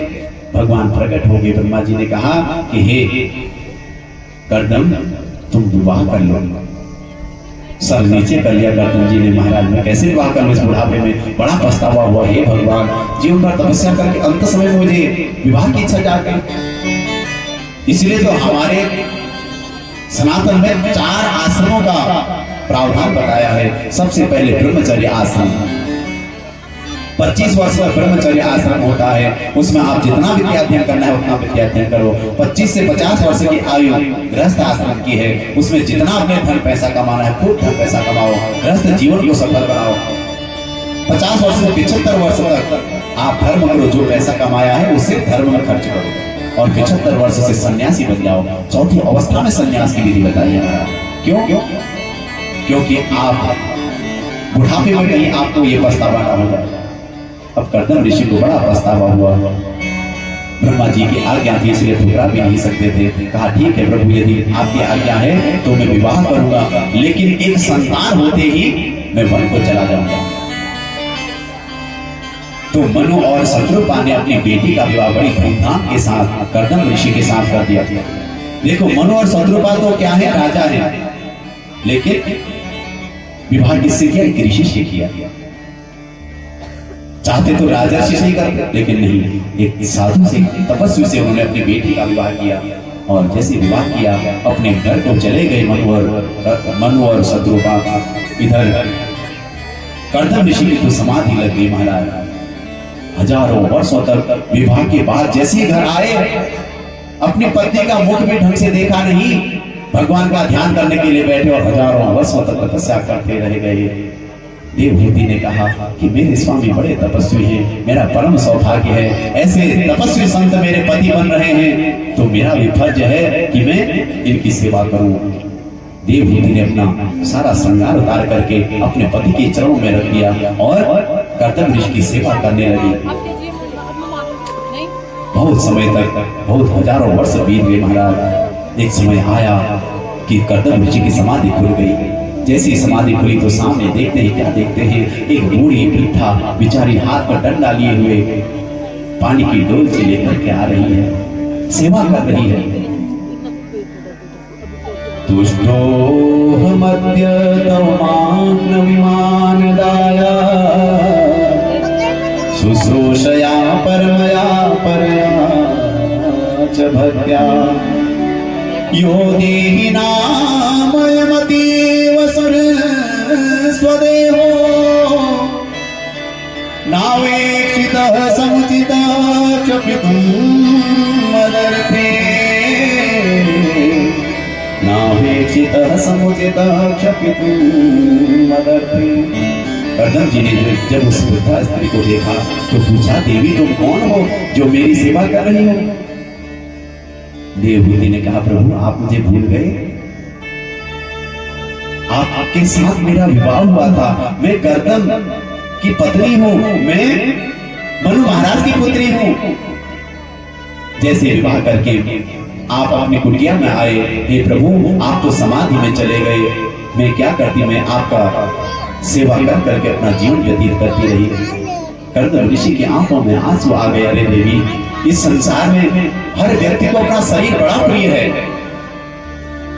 कितनी बार न जाने एक दिन में व्यक्ति दर्पण में अपना मुख देखता है, लेकिन तुमने इस वन में मेरी तपस्या में सहायता करते हुए अपनी जवानी समर्पित कर दी। हे देवी, तुम्हारे इस भाव के सामने मैं क्या तुम्हें दे सकता हूँ? आप बताओ हे देवहूति, मैं तुम्हें क्या दूं? देवहूति ने कहा, प्रभु मुझे कुछ नहीं चाहिए। अरे जिसका पति तपस्वी हो, जिसका पति धर्मात्मा हो, जिसका पति सद्मार्ग पर लगा हुआ हो, उसे उस स्त्री को फिर कुछ नहीं चाहिए। वो भले ही गरीबी में जी होगी, लेकिन उसको पता है मेरा अगला जन्म सुधर गया। इसलिए देवहूति ने कहा मुझे कुछ नहीं चाहिए। कर्दम ऋषि ने कहा नहीं देवी, मेरा मन संतुष्ट नहीं होगा, इसलिए कुछ तो मांगो। तब देवहूति ने कहा प्रभु यदि आप देना चाहते हैं ना, तो गृहस्थ जीवन की सफलता तो तब है जब गृहस्थ में कोई संतान हो, बेटा या बेटी हो जाए। लेकिन दोनों का शरीर वृद्ध हो चुका था, ऐसी स्थिति में संतान होना संभव नहीं था। तो तुरंत कर्दम ऋषि तो बड़े तपस्वी थे और कहा देवी आंख बंद करके ब्रह्म का ध्यान करो। आंख बंद करके भगवान का ध्यान करने लगी। देवहूति इतने में ही एक सुंदर विमान प्रकट हो गया महाराज, और उसी विमान में भगवान की परम भक्त जो देवहूति है उसको बैठाया है कर्दम ऋषि ने। दोनों उस विमान में आरूढ़ होकर के सरोवर में गए। कहा देवी सरोवर में तुम स्नान करो। और वह वृद्धा ने जैसे देवहूति ने सरोवर में स्नान किया ना, वो लाठी टेक करके बेचारी उस सरोवर में जैसे तैसे गई। जैसे स्नान करने गई वहां तो हजारों सखियां उबटन लगा करके उनको स्नान कराने लगी। अरे राम राम, वह जो वृद्धा थी ना वो इतनी सुंदर बन गई, कर्दम ऋषि ऐसे सुंदर बन गए महाराज। दोनों का ऐसा अद्भुत जोड़ा हो गया। उनको देख करके अप्सराएं भी मोहित हो गई महाराज। हजारों वर्षों तक संसार का सुख प्रदान किया। इसलिए सज्जनों तपस्या में सब कुछ संभव है। यदि आपको कुछ पाना है ना तो तपस्या करनी पड़ेगी। बच्चों को ज्यादा बचपन से सुख मत दो, उनको सही मार्ग दिखाओ। बचपन में ही सारे सुख दे करके उनको हम कमजोर कर रहे हैं। इसलिए बच्चों को थोड़ा मजबूत बनाओ, उनको खाना बनाना सिखाओ, उनको झाड़ू लगाना सिखाओ, उनको खेत में काम करना भी सिखाओ। पढ़ाई के साथ साथ हर काम बच्चों को सिखाओ और उनसे कराओ भी।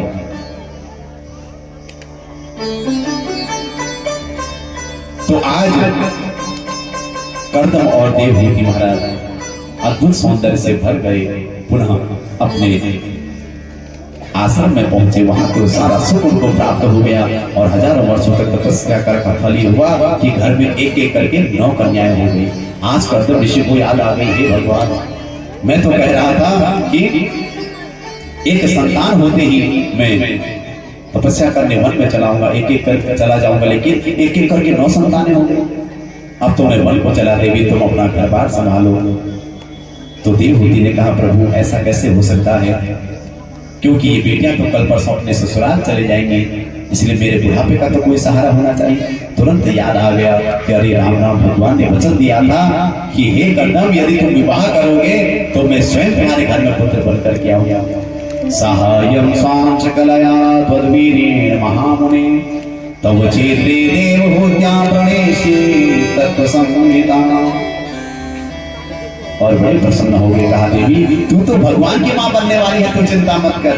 और तुरंत सज्जनों भगवान का ही अवतरण आज देवहूति और कर्दम के घर में हो रहा है। और देवहूति गर्भवती हुई, भगवान ज्ञान रूप लेकर के आए। भगवान कपिल का प्राकट्य हो गया। बोले कपिल भगवान की जय। कपिल भगवान के दिव्य दर्शनों के लिए स्वयं विधाता ब्रह्मा जी भी कर्दम ऋषि के आश्रम में पधारे। अपने 9 पुत्रों को लेकर के आए। खूब आदर सत्कार हुआ।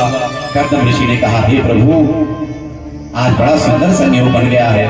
मेरे घर में 9 कन्याएं हैं और आपके 9 ऋषि कुमार हैं, इसलिए बढ़िया जोड़ा बना हुआ है। मुझे भी कहीं भटकना नहीं पड़ेगा। इसलिए आप कृपा करके आपने 9 ऋषि कुमारों को मेरा दामाद बना दीजिए। तो सज्जनों बड़ा सुंदर कर्दम और देवहूति की 9 कन्याओं का विवाह ब्रह्मा जी के 9 मानस पुत्रों के साथ हुआ। कला का विवाह मरीचि के साथ, अनसुईया का विवाह अत्रि के साथ। इस प्रकार 9 की 9 कन्याओं का महान ऋषियों के साथ विवाह हो गया। सबको विदा किया। जब बेटियां ससुराल चली गई, कर्दम जी बोले कि हे देवी, अब मैंने अपना फर्ज पूरा कर लिया। तुम्हें भी अब सब सुख मिल गया, तुम्हें बेटा मिल गया ना, इसलिए अब मैं चला तपस्या करने। कर्दम ऋषि को आज देवहूति ने मना नहीं किया। देखो घर गृहस्थी में कितनी भी अनुकूलता क्यों ना होना, एक दिन तो व्यक्ति को संसार की आसक्ति छोड़ ही देनी चाहिए। आपके परिवार के लोग आपको कितना भी अच्छा क्यों ना मानते हो, लेकिन उनके प्रति मन में आसक्ति मन में नहीं रखनी चाहिए, क्योंकि एक न एक दिन तो उनसे बिछड़न होनी ही होनी है।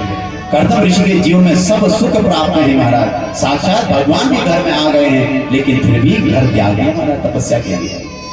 तपस्या करने चले गए।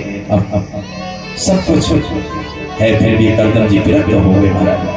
अब तो आश्रम में 2 लोग रह गए, एक माँ देवहूति, एक भगवान कपिल।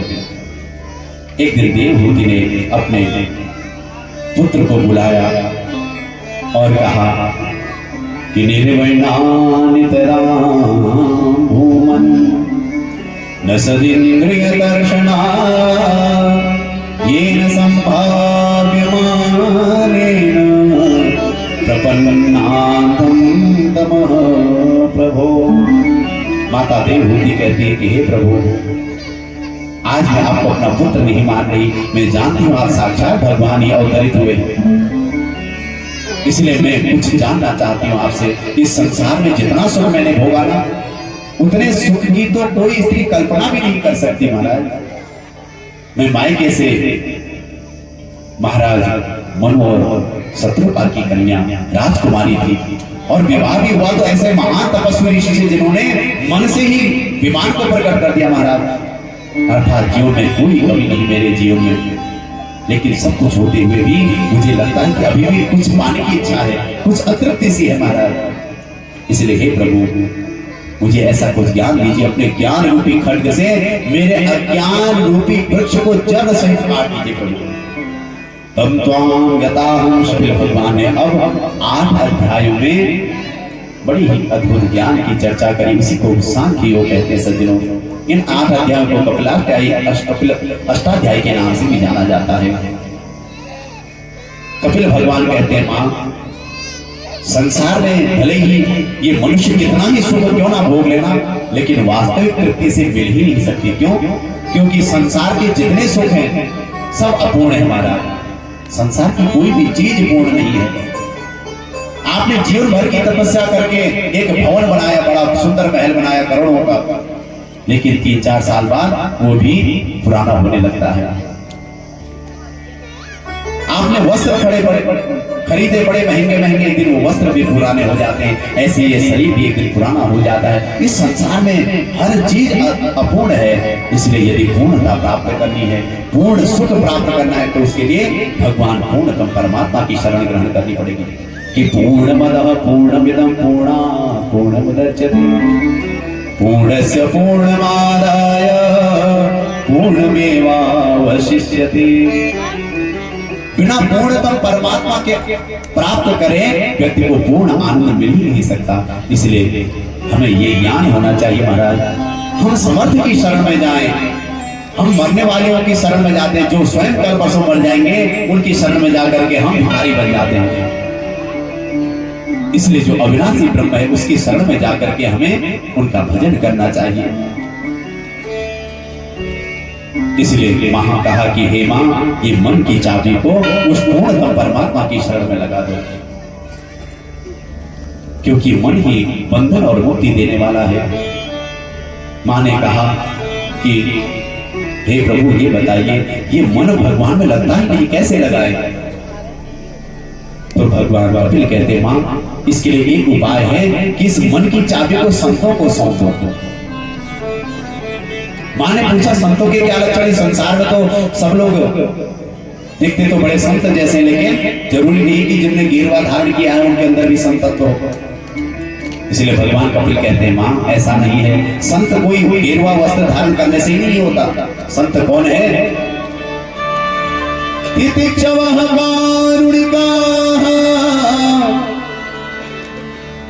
सुहृदः सर्वदेहिनां अजात शत्रवः साधु साधवः साधुभूषणः। इसलिए संत तो आप सब में भी न जाने कितने लोग संत होंगे महाराज। इसलिए साधु गेरुआ धारण करने से साधु नहीं होता। साधु का लक्षण होता है सबसे पहले तितिक्षवः, वो बड़े सहनशील होते हैं महाराज। किसी ने उनका खूब सम्मान करके उनको सोने का हार पहना दिया तो ज्यादा गदगद नहीं होते, ज्यादा खुश नहीं होते। और किसी ने रुष्ट होकर के जूतों की माला पहना दी तो उससे रुष्ट भी नहीं होते महाराज। तो एक समान जो रहते हैं वही संत है। कारुणिकाः, उनके अंदर करुणा होती है, प्रत्येक जीवात्मा को देख करके उनके प्रति दया होती है। वो स्वयं मुक्त होते हुए भी सबका कल्याण करने के लिए समाज में आकर के अच्छे यज्ञ अनुष्ठान आदि करवाते हैं महाराज। सूर्यदेव सर्वदेहिना, वो संसार में किसी को पराया नहीं समझते। माँ ने पूछा कि प्रभु ये बताइए कि भक्तों का लक्षण क्या है। तो भक्तों के लक्षण बताए, कहा कि जो केवल भगवान की मूर्ति में भगवान इस प्रकार से, जिसके मन में कोई इच्छा नहीं है, जो मुक्ति को भी ठुकरा देता है, भगवान का वह सबसे बड़ा प्रिय लाडला भक्त होता है महाराज। बड़े सुंदर ज्ञान की चर्चा इस सांख्य योग में है सज्जनों। यम नियम, आसन, प्राणायाम, प्रत्याहार, ध्यान, धारणा, समाधि, अष्टांग योग की बातें कही गई हैं। इसके लिए समय का अभाव रहता है। ये तो इतनी सुंदर कपिल और देवहूति की सुंदर चर्चा है कि एक हफ्ते की कथा तो इसी कथा में हो सकती है महाराज, कपिल देवहूति के संवाद में ही हो सकती है। सुखदेव कहते हैं कि परीक्षित, इस प्रकार कपिल भगवान कहते हैं कि हे मां, मैं समस्त देहधारियों के बीच में ही विराजमान हूं, इसलिए किसी से द्रोह करने का अर्थ है कि मुझसे द्रोह करना। इसलिए तो किसी मूर्तिकार ने कहा ना कि हे प्रभु, आपने भी हम जैसी अनंत मूर्तियों को संसार में बना करके भेज दिया, और मैंने भी आपकी न जाने कितनी मूर्तियों को बना करके संसार में भेज दिया। लेकिन प्रभु, उस समय बड़ी लज्जा आती है जिस समय आपकी बनाई हुई मूर्ति मेरी बनाई हुई मूर्तियों के सामने अपना माथा टेकती है और आपकी बनाई हुई मूर्तियों से लड़ती झगड़ती है। इसलिए संसार में हर कोई भगवान की बनाई हुई मूर्ति है। किसी के प्रति वैर भाव न रखे सज्जनों, सबको भगवान का रूप जान करके सबके प्रति सद्भाव रखना चाहिए। बड़ी सुंदर माया का स्वरूप बताया। भगवान कपिल कहते हैं कि हे मां, जीवात्मा मां के गर्भ में ये वचन देकर के आता है कि प्रभु, अब की बार में मैं आपको नहीं भूलूंगा। लेकिन जैसे संसार में आता है तो भगवान को ही भूल जाता है। क्यों? क्योंकि माया का बड़ा विचित्र स्वभाव है हमारा। जैसे मनुष्य जन्म लेता है ना, तो जन्म लेते इसको छींक आती है, और छींक आना किसी की यात्रा में बड़ा अपशगुन माना जाता है। इसकी यात्रा अपशगुन से प्रारंभ हो गई। जैसे जन्म लेता है तो ये रोने लगता है। कोई यात्रा कर रहा हो तो वहां पर रोना भी नहीं चाहिए महाराज। रोना भी अपशगुन है, और इसकी यात्रा रोने से प्रारंभ हुई। और जैसे ही बालक जन्म लेता है ना, तो वैसे ही लोग पूछते हैं क्या हुआ। अर्थात कोई कहीं की यात्रा कर रहा हो उस समय किसी को टोकना नहीं चाहिए, कहाँ जा रहे हो कभी नहीं कहना चाहिए। तो ये तीनों अपशगुन है। मनुष्य इतना अभागा है कि जैसे जन्म लेता है तीनों अपशगुन इसके जीवन में शुरुआत में ही हो जाते हैं। इस प्रकार भगवान कपिल ने बड़ी सुंदर ज्ञान के द्वारा मां देवहूति का संशय को दूर कर दिया। मां देवहूति तो आज आनंदित हो गई। कहती है कोई चांडाल भी क्यों न हो, अहो बद स्वपचो तो गरियान यज्ञवाग्रे वर्तते नाम तुभ्यम। नीच से नीच भी यदि कुल में जन्मा हुआ व्यक्ति भगवान का भक्त है ना, तो वह मेरे पूजनीय है। यदि उच्च कुल में जन्म लेकर के कोई भगवान की भक्ति नहीं करता तो वह मेरे लिए पूजनीय नहीं है। भगवान के प्रेम में ऐसी अद्भुत मां देवहूति पिघल गई कि सज्जनों, सुखदेव कहते हैं परीक्षित, आज मां देवहूति भगवान के प्रेम में पिघल करके जल में परिणत हो गए महाराज। भगवान से प्रेम करो तो ऐसा करो कि डूब जाओ पूरे प्रेम में महाराज। जहां मैं ना रहूं, जहां तू ना रहे, तेरा मेरा भेद मिट जाए महाराज। मैं और तू के बीच में जो भेद है यह मिट जाए, तो तब जाकर के भगवान हमें मिल जाते हैं। भगवान कपिल ने भी गंगा सागर में जाकर के समाधि लगाई और भगवान अपने निज स्वरूप को प्राप्त हो गए। मां देवहूति का भी उद्धार हो गया। सुखदेव कहते हैं कि परीक्षित, इस प्रकार देवहूति और कपिल के संवाद के माध्यम से सांख्य ज्ञान हम सबको प्राप्त हुआ है। बोले कपिल भगवान की जय।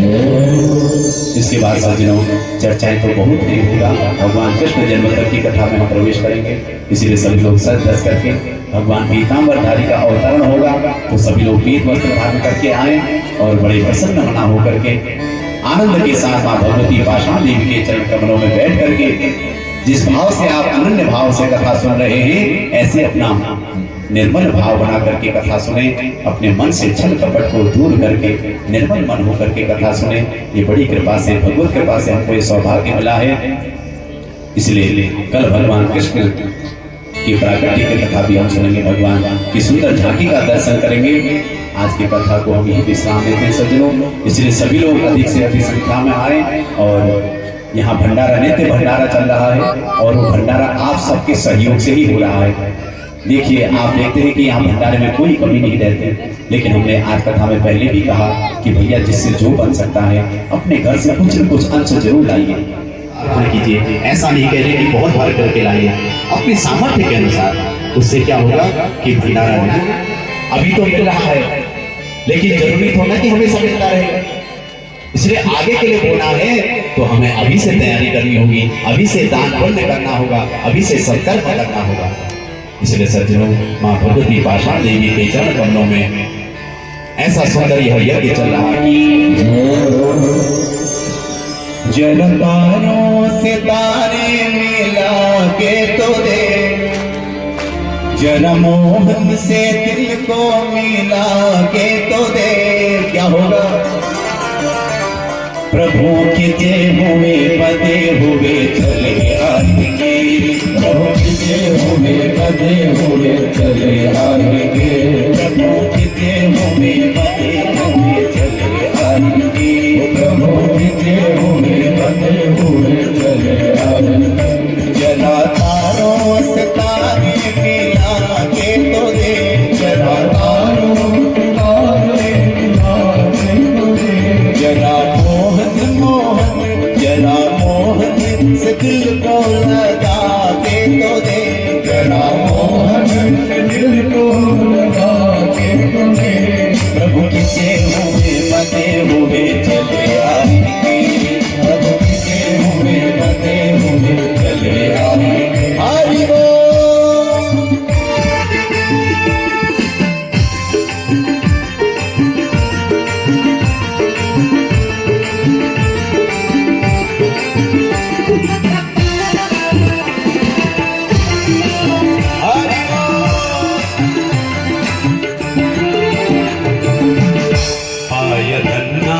पत्थर को प्रभु मान कर, पाय धन्नान पत्थर को प्रभु मान कर, पाय मीरा ने विष का अमर पान कर, पाय मीरा ने विष का अमर पान कर, के वचन दो दो चरण धूलि को, पाय के वचन में दो दो चरण धूलि को, पाय के वचन दो दो चरण धूलि को।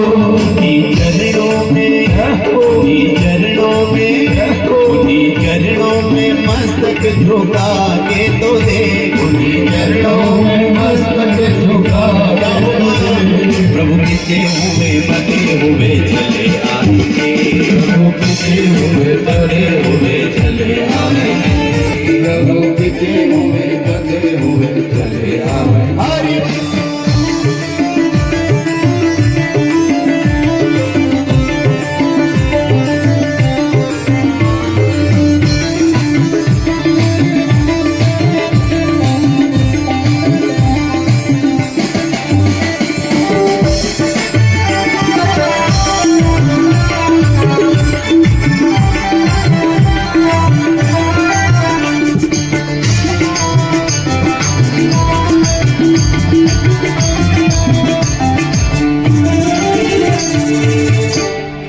जिसने भी उसको मिला प्रेम धाम, पाया जिसने भी उसको मिला प्रेम धाम। तारे पत्थर लिखा जिन पे रघुवर का नाम, तारे पत्थर लिखा जिन पे रघुवर का नाम। तेरी नैया किनारे से क्यों ना लगे, तेरी नैया किनारे से क्यों ना लगे, तेरी नैया किनारे से क्यों ना लगे, तेरी नैया किनारे से क्यों ना लगे। नाम उनका, नाम उनका, नाम प्रभु का तो दिल में लिखा के तो दे, नाम प्रभु का तो दिल में लिखा के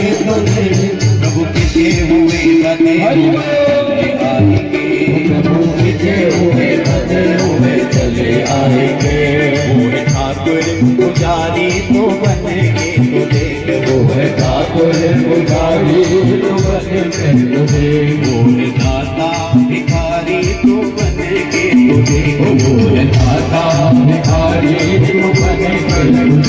उनके दर से नहीं कोई खाली गया उनके दर से नहीं कोई खाली गया निकोली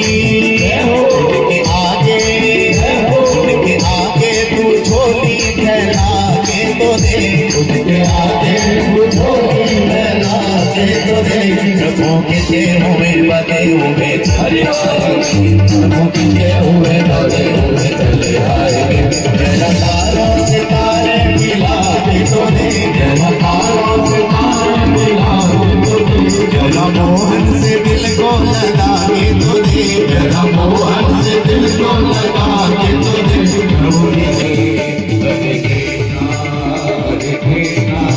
कृष्ण कृष्ण हरे हरे हरे राम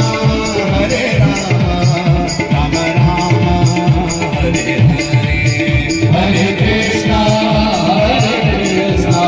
कृष्ण कृष्ण हरे हरे हरे राम राम राम हरे हरे हरे कृष्ण कृष्ण हरे हरे हरे राम राम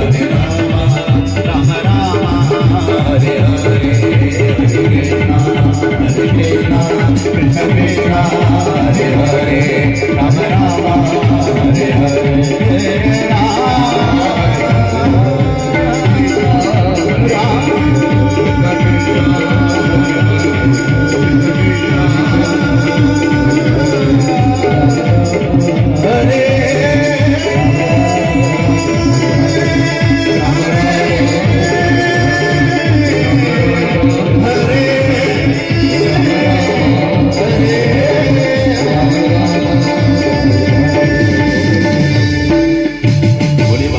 भगवान की भागवत महापुराण की मेरा मैया की आसन देवी मैया की पूज्य सोमारी महाराज की पूज्य द्वारी महाराज की पूज्य श्री राधेश्याम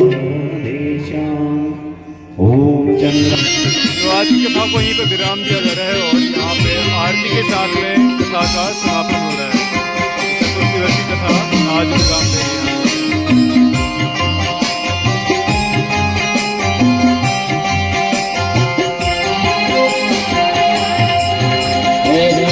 सब कुछ बिहारी कर्पूर गौरव करुणावतारम संसार सारम कुलगंगारम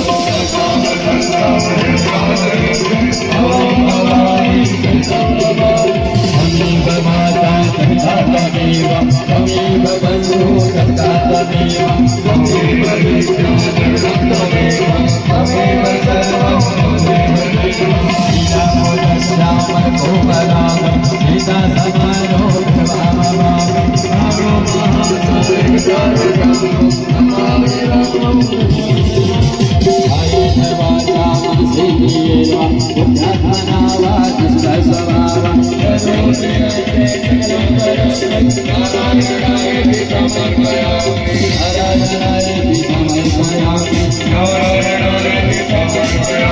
हरे राम राम राम हरे हरे हरे कृष्ण कृष्ण कृष्ण हरे राम राम राम हरे हरे कृष्ण कृष्ण कृष्ण हरे राम राम हरे कृष्ण हरे राम हरे कृष्ण कृष्ण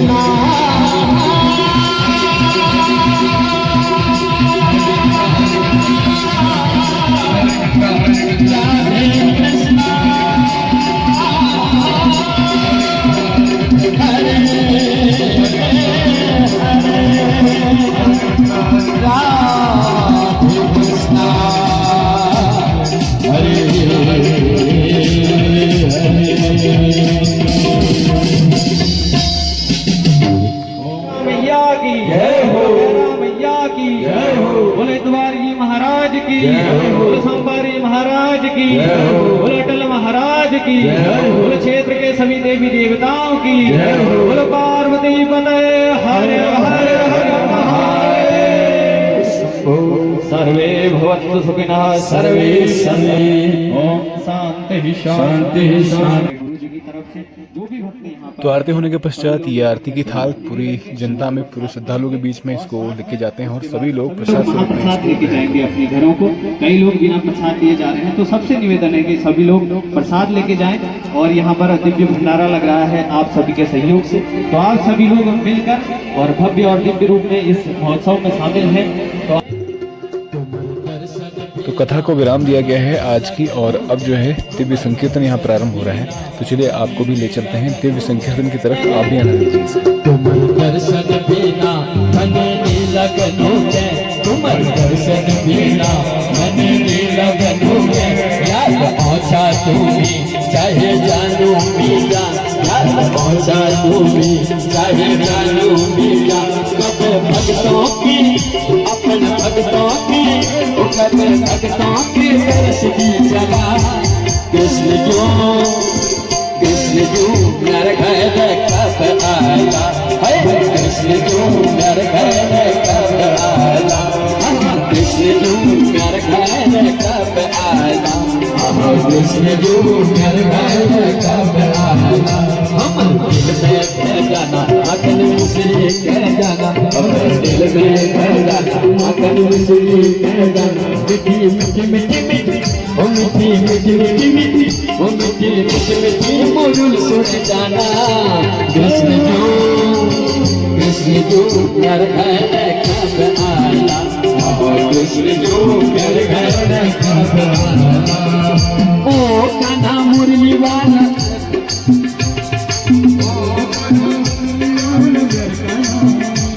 अरे मुरली वाला कसकी हूँ मैं कर द्वारा, बल मुरली वाला कसकी हूँ मैं कर द्वारा। बल बलों की भीड़ पड़ी रे घर द्वारा, बल बलों की भीड़ पड़ी रे घर द्वारा।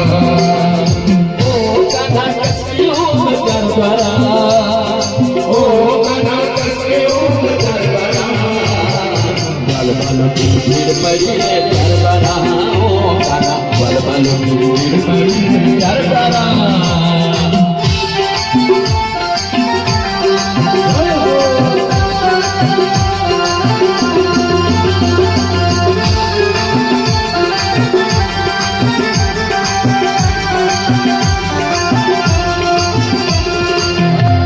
छुट्टी ने दूंगी 600 दामा तोमर, मैं छुट्टी ने दूंगी 600 दामा तोमर, मैं छुट्टी ने दूंगी 600 दामा तोमर, मैं छुट्टी ने दूंगी 600 दामा तोमर।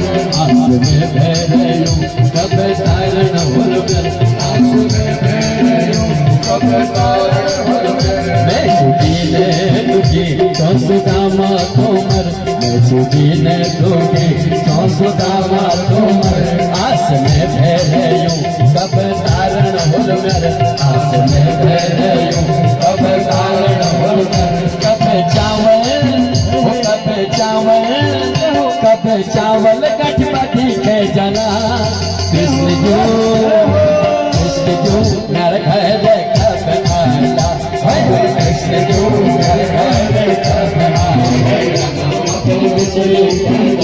मीठी मीठी मीठी मीठी ओ मीठी मीठी मीठी मीठी, हम मीठी मीठी मीठी मुरल सुन जाना। कृष्ण क्यों नर घर कब आया, कृष्ण क्यों नर घर कब आया। आज देखिए चतुर्थ दिवस की कथा को विराम दिया गया और यहाँ पे देखिए विशाल भंडारा चल रहा है। प्रतिदिन जब भी कथा समापन होता है तो उसके पश्चात यहाँ पे ये भंडारे का आयोजन होता है। देखिए सभी श्रद्धालु यहाँ पे बैठे हैं इस स्कूल ग्राउंड में और सभी को भंडारे का यहाँ पे पान कराया जा रहा है, ये देख सकते हैं। और साथ ही साथ में कीर्तन भजन भी अभी चल रहे हैं और ये रात्रि भर कीर्तन भजन चलते रहेंगे। मेरा ब्लॉग ये देखिए सभी को यहाँ पे भंडारे का पान कराया जा रहा है। आज की कथा को विराम दिया गया, इसमें आलू का गुटका बना है, जलेबी है, फल है, सारी चीज़ें यहाँ पे प्रतिदिन प्रसाद स्वरूप वितरित की जा रही हैं।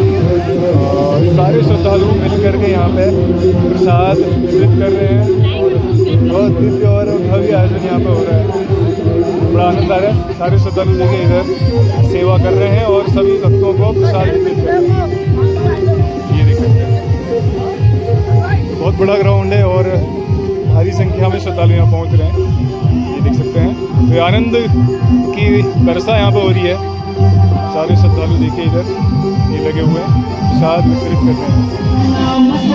यहाँ भी देखिए सभी लोग जैसे कथा समापन हुई है तो उसके पश्चात आ चुके हैं यहाँ पे ग्राउंड में और प्रसाद का पान कर रहे हैं। दिव्य और आनंदमय प्रसाद इस भंडारे में श्रीमद् भागवत कथा का जो यहाँ पे आयोजन हो रहा है उसमें।